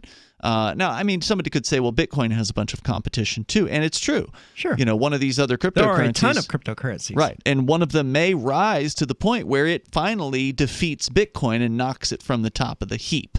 We're not anywhere close to that happening, but it could come sooner than we think, and it could come faster than we think. So, I mean, there are some similarities, but I don't feel like you're comparing apples and apples when you look at Bitcoin. I was just referring companies. to the fear of missing out that is keeping people from buying Bitcoin, because they're like, oh, I missed the boat on that. And that's what they're doing here. But I'm just saying it's a riskier bet as far as, putting, to me at least, putting money into some company that's going to do a thing, supposedly with psychedelics, is a much riskier bet than putting some money into Bitcoin and just holding. Well, certainly Bitcoin has 10 years of history of doing what it does, and it's doing it very well, other than the fact that, it's actually not useful as money anymore. Yeah, and the odds that any of these companies are going to go up 300% in a year, not very good. Never mind that Bitcoin was the fastest growing asset or the most profitable asset for the entire decade of the last decade. That's right. Not that you should look at it as an asset, but that's what the developers of Bitcoin have turned it into. This is Free Talk Live. Moose is the German Shepherd and hasn't had any kind of health problems at all. He has been on Dinovite since he's a puppy. DINOVITE.com. We tell anybody that has a dog, if there was something that you could do right from the beginning so that you don't have expensive veterinary bills, why would you not do it? Get the Dinovite. Dinovite for life. You get some Dinovite, how happy your dog will be. DINOVITE.com. What if the United States and the Soviet Union had fought on land, sea, air, and the astral plane, struggled for dominion across parallel dimensions or on the surface of the moon? What wonders would have been unveiled? What terrors would have haunted mankind from those dark and dismal dimensions? Come closer, peer through a glass darkly, and discover the horrifying alternative visions of World War III from some of today's greatest minds in science fiction, fantasy, and horror. Weird World War III. Available now from Baen Books at BaenBooks.com. Are you tired of governments murdering people around the world? Stop using their money. There is an alternative. Bitcoin is a stateless, free market, non-political currency. Bitcoin cannot be inflated or controlled by any government. By using their money, you are helping the state. Stop doing it. You have an incredible alternative available now. Learn it, use it, spread it. Get started with Bitcoin at Bitcoin.com. That's Bitcoin.com. Divvy's been a pretty good investment for Free Talk Live. Their ad campaign started in September 2019, and from mid-March to mid-July, the values soared by 10 times. It's not too late. Divvy's new wallet hasn't even released yet, and other things are happening that I can't even say on the radio. If you want to invest and potentially do well, go to divvyproject.org. I can tell you that FTL is deepening its partnership with the guys from divvyproject.org. Past performance is not an indication of future profit. divvyproject.org. DIVI project.org. Is spreading the message of liberty, cryptocurrency, and peace around the globe worth $2 per month to you? As you may already know, in addition to our internet feed, LRN.FM broadcasts on free-to-air satellite across North and Central America, as well as Sub-Saharan Africa. And we've been available on satellite for free 24/7 since 2010. The LRN.FM free-to-air satellite signal is reaching some of the most oppressive regimes in the world, and there's no doubt our ideas are making an impact. You can learn more about the channel's impact by watching the 3-minute video at fund.lrn.fm. If you'd like to help free minds globally with our ideas of liberty, cryptocurrency, and peace, you can donate as little as $2 per month via fund.lrn.fm. You can help us continue and expand our satellite broadcast to multiple continents. Visit fund.lrn.fm today, and thank you for your help. Don't forget to share the link on social media. That's fund.lrn.fm. So you've heard all 3 hours of the latest episode of Free Talk Live, and you're still hungry for liberty-oriented audio content? Did you know that we have another 24/7 audio stream at LRN.FM? The Liberty Radio Network airs the latest episodes of some of the best liberty-oriented podcasts on the internet around the clock. In addition to recorded content, you'll also hear live shows like Free Talk Live, originating from our Keene, New Hampshire studio. So listen anytime at LRN.FM. That's LRN.FM. So you've signed the Shire Society Declaration and are planning your move to New Hampshire to be around more liberty-oriented people. Next, sign up for the Shire Society Forum at forum.shiresociety.com. There are a bunch of people there who are already in the Shire, and they want to meet you. If you're already in the Shire physically, you should also come by the forums. Remember, not everyone uses Facebook. New people are signing up for the Shire Society Forum every month, so drop in and say hello at forum.shiresociety.com.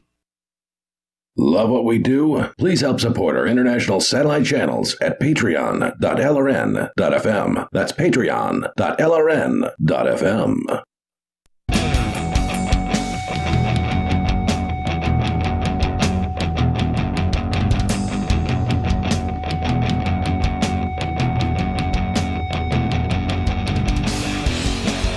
It's Free Talk Live, talk radio that you control. 603-283-6160. If you want to take control of the airwaves, just give us a call. Talk about whatever you want. 603-283-6160 is the call-in line. And with you tonight, it's Arya. And it's Ian. And we do a lot of fun stuff here in the Keene Libertarians do a lot of fun stuff. One of those things we're doing this year is coming up in just under 6 months, I think. Mm-hmm. It's a liberty-minded event with voluntarist, anarchist, libertarians, and it's happening from June the 28th through July the 4th. It's Forkfest 2021, Forkfest 5, I believe, just the week after the Porcupine Freedom Festival. It's decentralized, so there's no ticket cost. All you have to do is rent an RV site or motel room or just a campsite if you want. June the 28th through July the 5th at Rogers Campground in the beautiful White Mountains of New Hampshire. Check it out. If you want to learn more about it, visit forkfest.party. That's forkfest.party. You can find a link to an unofficial Telegram chat there and the unofficial forums. Again, forkfest.party, June the 28th through July the 4th. I'm looking forward to that. And as I said earlier, looking forward to the returns of nightcaps once it's actually, not 4 degrees outside. Indeed. Well, let's go to the phones. We've got David calling from New Mexico. David, you're on Free Talk Live. I had a courtroom sexism story for you, which I can still share, but I see an interesting development here. Last night on David, your show, I'm sorry, man. I'm sorry to interrupt you. Can you put your phone in that mode that we tested last night where it's not as loud? That might help quite a bit. How about now? That's a little better. Okay. So yesterday I had mentioned on your program my court-appointed attorney, and I mentioned her by name because it's public record, Roberta Yurchik. Yurchik. Anyway, for months and months and months and months, I had gotten zero response from Attorney Yurchik when I inquired as to viewing the evidence of discovery, all of the discovery materials. I have seen zero of the information that I requested from her on many occasions over the last number of months. And then I mentioned her on your program yesterday, even after she ignored the email that I had sent her earlier in that day. Mentioned her on your program yesterday evening, and then sent her another email first thing today, and I almost immediately got a response saying that she was going to dredge up that discovery information and transmit it to me when she's ignored me for months and months and months. So correlation, or what is it? Correlation is not causation, but it's interesting. And I have intentionally used your radio program, especially on the weekends when you're broadcast live over the airwaves in New Mexico, to get messages to people like our auditor, our governor, et cetera, because having lived in New Mexico for almost 20 years, I know if I mention any person in New Mexico on your radio, they will hear about it, including right on up to the governor and such. Wow. So I think you're giving us way too much credit, but, thanks. It's happened on multiple occasions when I've said something on your program, and then shortly thereafter, and it might just be coincidence, but on multiple occasions, like this one, something has moved. So it's rather interesting. So what was the courtroom sexism? Well, the courtroom sexism was the same cases, and it was interesting to note that there are 3 different judges involved presently. There were 4, but 2 of them are female and 1 of them are male. And because of the way my attorney, Ms. Yurchik, had been ignoring me regarding my input, my assistance in my own defense, I was forced, as you may remember, at the second that the judge calls my case in these hearings on the telephone, I immediately object in order to be heard on the record, because I have learned that if I don't immediately object and get on the record, that I will be railroaded in the hearing and not be heard at all, and they'll go off the record. And in the cases where, in the 2 cases, actually 3 different events, 2 different judges that were female, immediately they say, basically, shut up. Whereas in the case of the male judge, and let me give him credit because he's proved himself to not do this, Victor Valdez in Albuquerque in New Mexico did not do that at all. He actually listened in full to whatever it is that I had to say anytime that I had something to say on my case. Whereas the 2 females, their response 100% of the time was to tell me to shut up. Yeah, I mean, it's an interesting observation, and certainly there's so many different people that have had similar experiences, I imagine, within family courts, where they feel discriminated against because of their gender and or by the gender that is the opposite of theirs that happens to be behind the bench. Now, of course, the judges, I'm sure, will deny any kind of such discrimination, but it's an observation. Right. Well, David, thanks so much for the call. Is there an update to this? Have you had any luck with getting these charges dropped? Now, this is all about you calling the radio station still, correct? Right, yeah. This was for calling into the University of New Mexico radio station, KUNM, just like a call into you, and them telling me to get lost and me refusing to get lost because our taxes pay the 100% of their budget, basically. And then they got me written up, cited, arrested, whatever, on 4 different charges. I have defeated the state of New Mexico by DA Raul Torres has surrendered to me on 3 of the 4 charges, and the 4th and final one comes to a hearing on this Friday at 9:45 a.m. And what kind of hearing? Is this a trial? It's status as a pre-trial conference is what it's titled as, which and this has been going on for how long? When did they arrest you for this? 5 years ago. Wow. It hasn't gone to trial in 5 years? No. Have you requested a speedy trial? Oh, yeah. That's the first motion you file is the request for speedy trial. Did they deny it?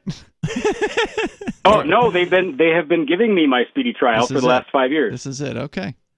Wow. That's heartbreaking, David. Yep, and they can't blame this one on COVID because it's been going on for 5 years. Yeah, so. man. Good luck with that. Keep fighting the good fight out Crazy. there in New Mexico. I can't believe that. He requested a speedy trial and he's 5 years into this, and they're just now doing a pre-trial hearing. Yeah. That's absolutely insane. So we're talking about psychedelics here. The overlap between the two sectors, meaning cannabis and psychedelics, is clear. Both involve substances that are federally illegal in the United States and in many other countries around the world, which understandably puts off many institutional investors, but it also leaves the playing field open to high net worth individuals and family offices, for whatever reason. Yet there are also huge differences. Psychedelics, which can involve intense side effect plagued trips, so can cannabis, aren't predicted to have the widespread recreational appeal of marijuana.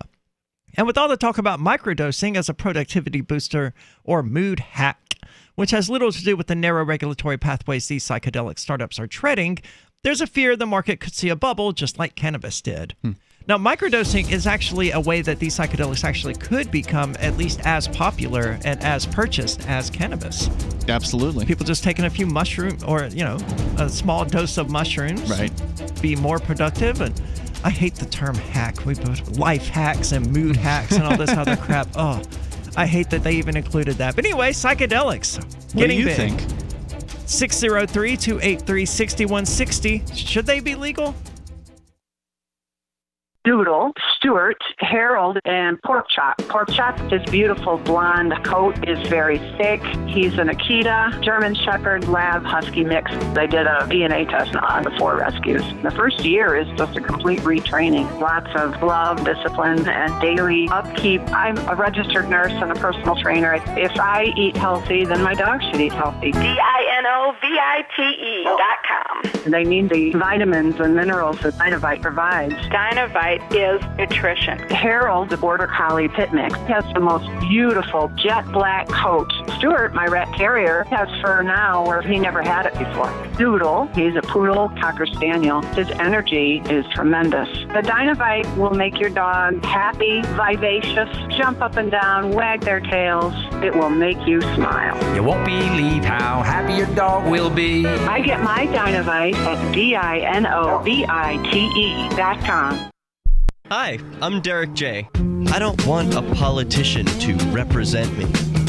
To me, government is the idea that one group of people can coerce everyone to comply with an edict or face increasing punishments up to and including death.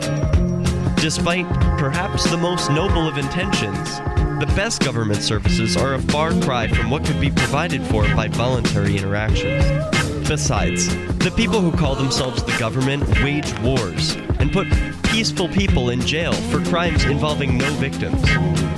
If Starbucks used some of its money to drop bombs, I wouldn't shop there.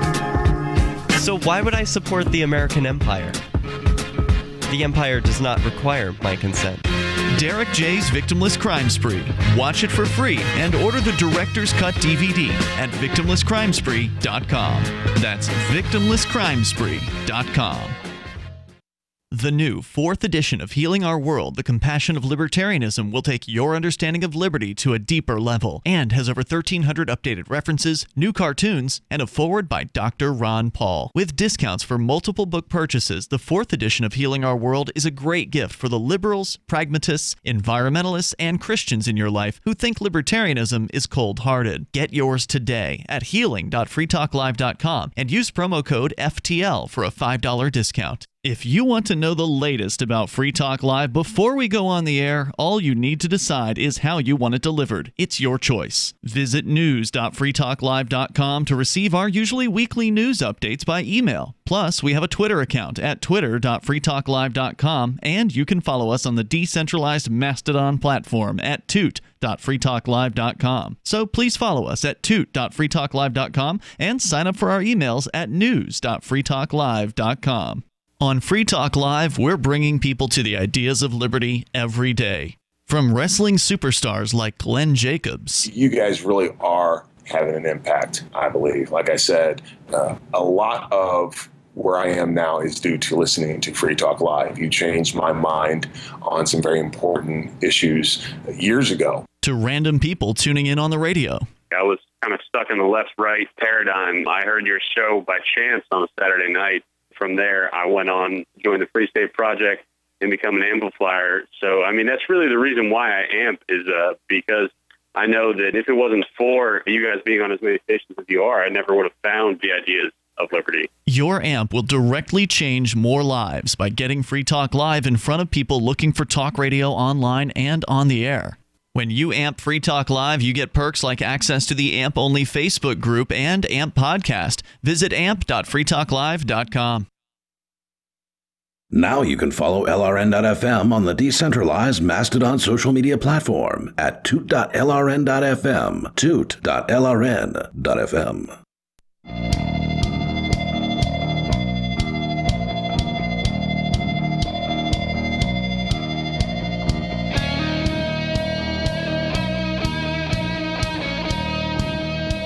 This is Free Talk Live, and you can take control of the airwaves, talk about whatever is on your mind, like whether or not you think psychedelics should be legal, should be readily available for people. 603-283-6160 is the call-in line. Again, that's 603-283-6160. With you tonight, it's Arya and Ian, and I assume most people out there are aware that on New Year's Eve, we went to a bit of a party. Yes, we did. Quarantine Space Disco. It was not as big as some of the other parties that happened on New Year's Eve. Evidently, there was one in France that had 2,000 attendees. At least. Several arrests were made in Los Angeles, apparently. I was kind of disappointed that the cops never showed up. Were you really? Yeah, kind of. I was not. Because it meant my entire time there being the door person was completely wasted. Oh, you got to talk with some people. That's it. I got to talk to every single person who entered. But, it would have been fun to screw with the police. But, I mean, in the grand scheme, no, I'm glad they didn't show up. Yeah, that was not the point. That was not the point of the party. The point of the party was to have a party. Yes, and we did. And we did. But other places did not successfully have a party. Nope.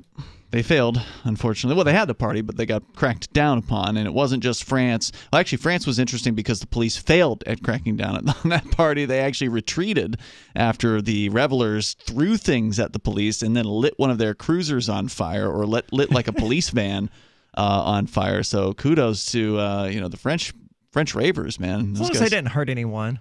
Well, I mean, I don't know. I mean, look, if once again, there's the topic of violence is being discussed in our chat room right now, and I got no problem if somebody wants to oppose the police attacking them and oppose it with violence. Sure, that's self-defense. Right. So, like, if a cop is coming in and trying to bust up a party and they're going to hurt people because that's what they do, I'm not going to shed any tears if some cop takes a bottle to the side of the head during that process of those people trying to defend their party. I'm not going to shed any tears. But that said, I do generally oppose violence as a solution. But in the United States, things did not go so well in places like New York City, which we did report on at least 3 parties in New York City being taken out by sheriff's officers or whichever goon squads were raiding those. We talked about that. How large were these parties? Some of them as large as 200 to 300 attendees. And here's another story from theblaze.com. Los Angeles County Sheriff's Department cracked down on New Year's Eve parties by deploying its Super Spreader Task Force. Oh, God. The strict clampdown resulted in hundreds of partygoers being detained, arrested, and fined. The Super Spreader Task Force was comprised of, quote, hundreds of detectives, patrol deputies, and specialized response teams. Unquote. The coronavirus lockdown enforcers crashed 5 large New Year's Eve parties in Los Angeles, Malibu, Hawthorne, and Pomona. The illegal celebrations were held in speakeasy locations such as upscale homes, vacant warehouses, a DoubleTree hotel, and shuttered businesses. I'm confused what the point of even breaking up this party is. If it's all about the spread of COVID-19 or whatever, wouldn't the damage already be done by that point? It would, but they can't just let people do this. Otherwise, they will be seen as impotent. See, that's but they are impotent in the face of the spread of a virus. They are. But this is all about power. Okay, we know it's not about the virus. We know that the virus is going to spread. We've seen the evidence. I think it was during one of our Saturday shows, Captain Kickass brought in a study where they looked at the military, where the military put in like the military lockdown, where they had like a special zone with participants in this study, and they were like cleaning the bathroom every time they used it. They were cleaning everything everywhere constantly. The food was, sanitized or whatever when it was brought in. They were tracking they had all of the possible strictures that they could possibly have. These people weren't allowed to leave. And they're the military, so they're generally good at this sort of discipline. They're doing what they're told, right? Like they're following the orders. They've got a protocol and they're following it. And they actually had no significant, I think it was actually slightly more of same or slightly more, like basically a statistically insignificant difference between infection rates within this study versus outside of this study. So it didn't matter how restrictive that they got. But what matters to the state is whether or not people obey. Right. And so they can't allow a party to go on if it's known about, right? Like if the word gets out that this party is happening and the state did nothing about it, then they look like, well, they're a paper tiger. They look like that they're telling people what to do, but they're not willing to put any force behind it. So, hey, go out and have a party because the cops won't do anything about it. So they have to do it. They have to make a show of cracking down so people know they're still in charge. Yeah. And so in our case, they didn't do that, which is nice, right? So that's the thing. Sure. When you do civil disobedience, you put the state into this position where either they look like they're being tyrants by cracking down on the peaceful activities such as a candlelight vigil, or they look like they're, not doing what they're supposed to, quote unquote, be doing. Right? They look like they've failed in their duties. They look like they're impotent. They look like their laws are meaningless, which, is a nice thing to make them look like. It just occurred to me that picketing is illegal in residential areas and the area where Emperor Sununu lives. Yep, Newfields, New Hampshire. Is karaoke illegal there? Karaoke is prohibited in, from what I understand, any business, basically. So, yeah, if you... but it would be... in public property. They would come at you with disorderly conduct. They would say that's their catch-all for everything. Yeah, all they would say is, "Excuse me, ma'am, the neighbors have complained, and so therefore, if you continue to sing through that amplified microphone, we will arrest you for disorderly conduct." Yeah, I forgot about disorderly conduct, and that'll be a hard one to beat. Yeah. So. Parties are happening. What you had an update about the one in... Well, hold on. Let me tell you a little bit more about this one. Los Angeles news station, because again, multiple parties were targeted in the LA area. News station KTTV was on the scene on many of the parties that were broken up by the police. Based on footage, most of the offenders appear to be in their late teens and early 20s. People who are at almost no risk. Yep. Got it. Over 900 people detained, 90 arrested and or given citations, and law enforcement announced they recovered at least 6 guns. Because unlike New Hampshire, when you get arrested in California with a gun on you, it doesn't go so well. Like here, you get it handed back to you. Right. There, you're probably going to prison. Jesus. Quote, I've made it clear that we will seek out and take law enforcement action against all super spreader events occurring anywhere within Los Angeles County, according to Los Angeles Sheriff Alex Villanueva. He continued to threaten, saying, the goal of these enforcement actions is to reduce the spread of COVID-19 and the risk to our vulnerable populations. And we know that's not true, as we just discussed. The goal is to show that they're serious and that they're in charge. LASD, that I don't know which... LA Sheriff's Department? Yeah, maybe. Captain Holly Francisco said, quote, we are actively enforcing the super spreaders to protect against COVID. Once we confirmed there was a party here, we had our super spreader task force respond and detain the occupants. It's laughable, isn't it? Super spreader task force. That's... No, imagine when you were becoming a cop, how... you thought you were going to go after, the murderers, the rapists, the drug dealers, or whatever you thought the bad guys were. You probably never imagined you would be assigned to something called the Super Spreader Task Force. I mean, it sounds almost pornographic. How can they take pride in their work if they're part of the Super Spreader Task Force? And it does sound like a pornographic work. We are going, this is Lieutenant John Sattersfield who said, we're going ahead and writing citations to the people that knowingly placed others in jeopardy by having a large gathering. There was no social distancing. There were no masks. Oh no, the horror. Was unsafe and irresponsible. I'm just surprised to hear about this happening in Los Angeles County. One frustrated reveler told KTTV, quote, we're tired of closing this S down. My people have lost businesses and all that S, and we just wanted to have some fresh air, man. That's what's going on. We wanted some fresh air. They come out with the tanks and all, man. S is crazy. That's totally something someone from Los Angeles would say. 603-283-6160. Are these 18, 19-year-olds out of line? Let us know. 603-283-6160. I'm grateful to have heard from some of our satellite listeners recently. I appreciate knowing that people are out there who like what we do and are willing to support it financially. LRN.FM's free-to-air satellite feeds blanket most of 2 continents. It was my goal to put our channel there so people without internet could receive our programs and feed pirate radio stations. We started a fundraiser on Patreon a few years ago to back the satellite channels. I recently announced that I was considering canceling the feeds, and donations increased from 15 to 20% of our costs, which are around $1,000 per month. That's a good start, and to incentivize more contributions, the Shire Free Church will be matching every dollar. Can we reach $500 per month? With your help, we can. You can join our satellite fundraiser for just $2 a month at fund.lrn.fm. If we raise enough to keep both of the channels on the air, awesome. If we raise more, I'll add more channels. If not, we can shut them down and go internet only. It's up to you. Thank you for your support. fund.lrn.fm. Cell 411 is a free app for Android and iOS that replaces government-controlled 911. Cell 411 allows you to preset a group of friends or private organizations to show up at any emergency. Cell 411 is a nightmare for the state because it proves their so-called services aren't needed. Cell 411 has had thousands of installs, and of course it's covered by the BIPCOT no government license. Cell 411 because your friends won't shoot you when you're in trouble. Without the government, who would build the emergency services? You and Cell 411. Get it today at getcell411.com.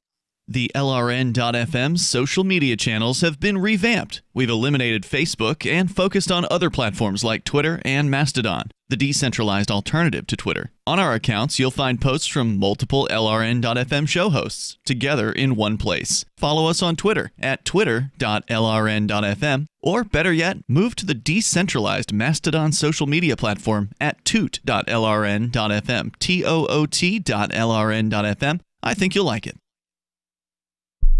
The Free State Project has reached its goal of 20,000 liberty lovers who've pledged to move to New Hampshire and get active to achieve liberty in our lifetime. Perhaps you're trying to figure out what part of New Hampshire should be your destination. If so, consider Keene. You'll find more than 150 reasons to move to Keene at move.freekeene.com. Keene is famous for its historic, publicity-generating activism, as well as being the liberty media capital of the world. It's home to freekeene.com, New Hampshire's destination for liberty activism, news, and opinion. For years, we've been compiling over 150 reasons to move to Keene at move.freekeene.com, where you'll learn about some of what's happening here and what makes Keene a great place to live. If you love liberty, you'll probably enjoy anywhere you end up in the Shire. But do your due diligence first. Please visit move.freekeene.com for the full list of over 150 reasons to move to Keene. That's move.freekeene.com. There are lots of ways to listen to Free Talk Live. Our podcast has been around since podcasts began, and now the FTL feed is loaded with content besides our full show archives. Did you know that we make it easy for you to customize your podcast subscriptions? We have different feeds, one that includes only our full shows, one with just the Daily Digest, and our main feed that includes everything. You decide what you listen to. It's quick and easy to customize your feeds at feeds.freetalklive.com. That's feeds.freetalklive.com. Are you a cryptocurrency advocate? The Crypto Tip is the ideal outreach tool to help new people discover cryptocurrency. It's a printable business card-sized tip that you can give to service providers, preferably in addition to a good cash tip. When the server scans the QR code, it'll bring up an explanation of cryptocurrency, how to install a wallet, and allow them to claim the tip. If they don't claim the crypto, you get your tip refunded to you after a time period you specify. Plus, if they do claim the tip, you get an email alert. Create as many tips as you want at cryptotip.org. That's cryptotip.org. This is the Liberty Radio Network, broadcasting the latest liberty-oriented audio content 24 hours a day at LRN.FM.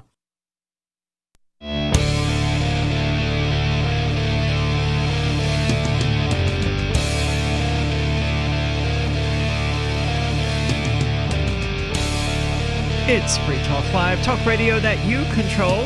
With you tonight, it's Aria and Ian. And I want to say thank you to Doug, who is tonight's amplifier. This means he's a member of the AMP program. It's money that is used strictly to advertise, market, and promote Free Talk Live to help us get on more radio stations, to bring the ideas of liberty to more people, to a larger audience. So if you like the show, if you like what we're doing, check out the AMP program at amp.freetalklive.com. Doug is actually a platinum amplifier, which means he contributes $25 or more per month to the AMP program. Doug, thank you so much for that. Of course, we don't ask that much. We just ask $5 per month to get yourself into some of the cool little features like the AMP-only call-in line, which still technically exists. It does. The AMP-only Facebook group for those people who still actively use Facebook. So I guess the perks I haven't had someone ask to get into that group for a long time. Yeah. So check it out, amp.freetalklive. But it's there. amp.freetalklive.com. The newest feature, Aria, is that there is a supporters chat room on our Matrix server. Oh, is there? That's what people really ought to go to, because Facebook, of course, can shut down anytime, anything they want to shut down. And I spent most of the last year banned from Facebook. Yeah. You keep coming back, though, don't you? I come back and I post for like 2 days and then I'm banned again. So, I mean, it's not like it's detracting much from my life. This is what happens. I pop up, I post something a day or two later, I'm banned for 30 more days. I'm just like, all right. So you must be doing something right. Evidently. Mm-hmm. Not from their point of view, though. No, but thanks, Doug, for the AMP at amp.freetalklive.com. Absolutely. So good news for Monero. Well, relatively good news for Monero. Which is cheap right now. Is it? Yeah, I mean, it's actually, a lot of the altcoins have been just suffering in recent days. Bitcoin Cash has done very well. Not really. You're speaking relative to Bitcoin, though, aren't you? Yeah, I'm talking about relative to Bitcoin. Bitcoin Cash has been tumbling. Dash has been tumbling. I suspect Ethereum's the only one that has any chance of climbing. Yeah, Ethereum actually has gained a little bit in recent days, and Dash is now below, 0.4% of a Bitcoin right now. The last 2 years have seen Monero. Did I say Dash or Monero? Monero is down below 0.4% of a percent of a Bitcoin, and over the last 2 years, the price of a Monero is down 70% compared to Bitcoin. Ooh. So yeah, that's rough. Cheap. Definitely a good time to get Monero if you actually care about privacy and having a currency that is actually usable as money. Monero's the one to go with. When you look at the U.S. dollar price, it's up. It's actually up 180% in the last 2 years compared to the dollar. Well, see, I prefer to look at it in terms of the dollar because at this point, I think people should be escaping from the USD into cryptocurrency rather than escaping from Bitcoin into better cryptocurrencies. That's good. That's fantastic. But most people have to first escape the USD. I love Monero. I think it's a great crypto. It's the I used it extensively at ForkFest last year. It's the first one that is dark only, meaning or shielded only, meaning every transaction is a shielded transaction, whereas other so-called privacy coins like Zcash, for instance, 99+% of the transactions on that network are public. Yeah, you have to jump through a lot of hoops or something to make your transactions private. No, it's not a lot of hoops. It's just you have to choose to make a transaction private, and most people don't bother. If you offer people the choice of doing something that's private, then you're immediately going to get people saying, "Well, why shield your transaction if you're not doing anything illegal?" So I would just rather not have the option there at all. Well, just make it private by default. The answer to your question is because they don't deserve to know. Right. Whatever it is you're doing, whether it's legal or not, no one in the government should know about it. And that's the nice thing about cash. You know, even though it's the dollar and the dollar sucks, and you know any government currency is subject to inflation and there's problems with it. Right. The nice thing about cash is that it is untraceable, meaning that if I give you a stack of cash, as long as no one sees us do it, it's an anonymous transaction. Yep. And so Monero is the equivalent. Originally when Satoshi Nakamoto came out with the Bitcoin white paper, which, by the way, I believe, is it today or yesterday or something? It was like this week, I believe, is the 12th anniversary of Bitcoin, the 12th birthday. Oh, wow. Happy birthday, Bitcoin. Yeah, being released to the world. And the Bitcoin was called what was it called? A peer-to-peer cash system, or electronic cash system, I believe is what it was called. And that's what it is, but it's not like cash in that Bitcoin is traceable. So Monero is actually a more perfect, I'm not going to say it's perfect, but it's an improvement on the original Bitcoin. In fact, some people believe that Monero was actually also programmed by Satoshi Nakamoto, or at the very least programmed by someone who took on some similar mannerisms in the way that they spoke online. I want to believe that Satoshi Nakamoto made Monero, so I choose to. Sure. But there's no evidence to support it, really. We don't know who it was. Yeah. And that's probably for the best. Yep. Whoever Satoshi Nakamoto is and whoever made Monero, we should probably never have their identities. Indeed. Especially Monero. Yeah. But there is good news for Monero. Evidently, this darknet website, I don't remember the name of it. The White House Market. They have stopped taking Bitcoin, and you can now only purchase goods and services on their website using Monero. I am surprised it took this long, honestly, for this to happen. I'm surprised to find that there are still any darknet sites taking that have Bitcoin. Yes. Yeah, right? It's like, hello, why would you want to pay with Bitcoin when you could pay with Monero on a darknet? So for listeners that don't know, the darknet is it's generally considered what's available on Tor, but there are some other anonymous networks like I2P, and I think Freenet is another one. But Tor is the biggie. And so any marketplace that operates under the cover of one of these anonymity shields is called a darknet market. Now, usually they're known for selling drugs, but there's other things for sale on there, such as, fake IDs or hacking tools or other categories. And some of these things aren't illegal or even shady. I'm sure if you really wanted to, for whatever reason, you could go on one of these darknet sites and buy a recliner.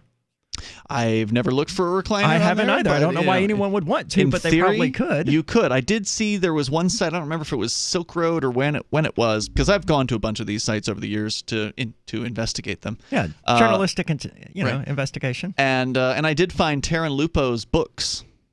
Okay. Libertarian books. Someone was, I don't know if it was Taryn himself selling them or probably or what, but somebody was selling books on there. Awesome. So yeah, you can technically sell anything that anybody would want to buy. But yeah, I don't know if this is newsworthy because White House Market is the first market to actually do this, where according to Bitcoin.com, they have dropped Bitcoin payments and now accepts Monero only. The darknet marketplace administrators detailed there was an issue with a payment processor blocking Tor exit nodes, but the full transition to Monero was always planned. A number of crypto proponents have reported on the darknet marketplace White House dropping these Bitcoin payments in order to support Monero, which is also known as XMR. One individual on Twitter wrote, okay, they're just saying the same thing. News.bitcoin.com confirmed the change by visiting White House Market's Onion URL. Now, if you don't know how to get to darknet marketplaces, here's a good way to do it. You can get the Tor browser bundle, which is downloadable for phones. It's downloadable for laptops, desktop computers. I don't know about doing it on phones, so. Really? I mean, I know the technology is there. I know it's possible, but your phone is spyware. It's perpetually spyware. That's a good point. I mean, certainly we know the NSA has abilities to access certain things that make it hard to really have any privacy whatsoever. But, I mean, if you are going to be using the darknet, you can do it that way. It's probably better to do it over Tor. Well, I mean, you can't get to darknet sites if you don't use Tor, so it's like, okay. But I agree with you. I mean, the safest way, if you really want to go all out there, is to get one of these Tor bootable drives and just boot it up. Yeah. Yeah, that is absolutely the safest way. And then you've got a little flash drive you can plug into any computer, boot from the flash drive, and it doesn't keep any logs. It doesn't keep any files. That's absolutely the best way to do it. I would say the second best way is to do it on a Linux system, and everything else is dangerous, like Windows. Oh, I would not do it on Windows. I mean, if you're going to use dangerous. Tor on Windows or the darknet on Windows, don't do it for anything illegal. Yeah. Because Windows, also spyware. Yep. I mean, it's in their terms of service that it's spyware. Yeah, absolutely. But Bitcoin payments are no longer being accepted here, and that's good news. And if you don't want spyware, then go with Monero, because, I mean, at this point, we can almost say that Bitcoin it destroys your privacy, your financial privacy in a lot of ways. They've got some really, professional tools out there available now to do what they call chainalysis, where they are analyzing the blockchain, where they can say, well, where did this Bitcoin come from? And then, put the wallet address or the transaction in the system, and then it just pulls up whatever info that they need to find out. Yeah, because it is all public. And eventually, if you posted a Bitcoin address to Twitter at some point, and your Bitcoins ended up in the hands of a darknet marketplace or whatever, it's not going to be pretty. It's not going to be good. They can trace it back all the way to the Genesis block. And again, Monero doesn't have that problem. So good on the people at the White House Market. And it does say here that White House Market is the only darknet market that is Monero only. So kudos to them for that. I hope it helps them stay alive. Absolutely. That's it for us tonight, but we'll be back tomorrow night. In the meantime, you can find us online over at freetalklive.com.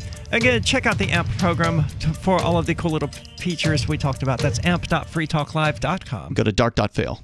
This is Michael Dean from the Freedom Fiends. I've run websites since 1996 and have used over a dozen web hosts in that time. AgristHosting.com is the only one that hasn't broken my heart. Agrist Hosting's uptime and service is stellar, and their DDoS mitigation is the best I've seen. That's important because if you tell the truth in this world, you'll ruffle feathers.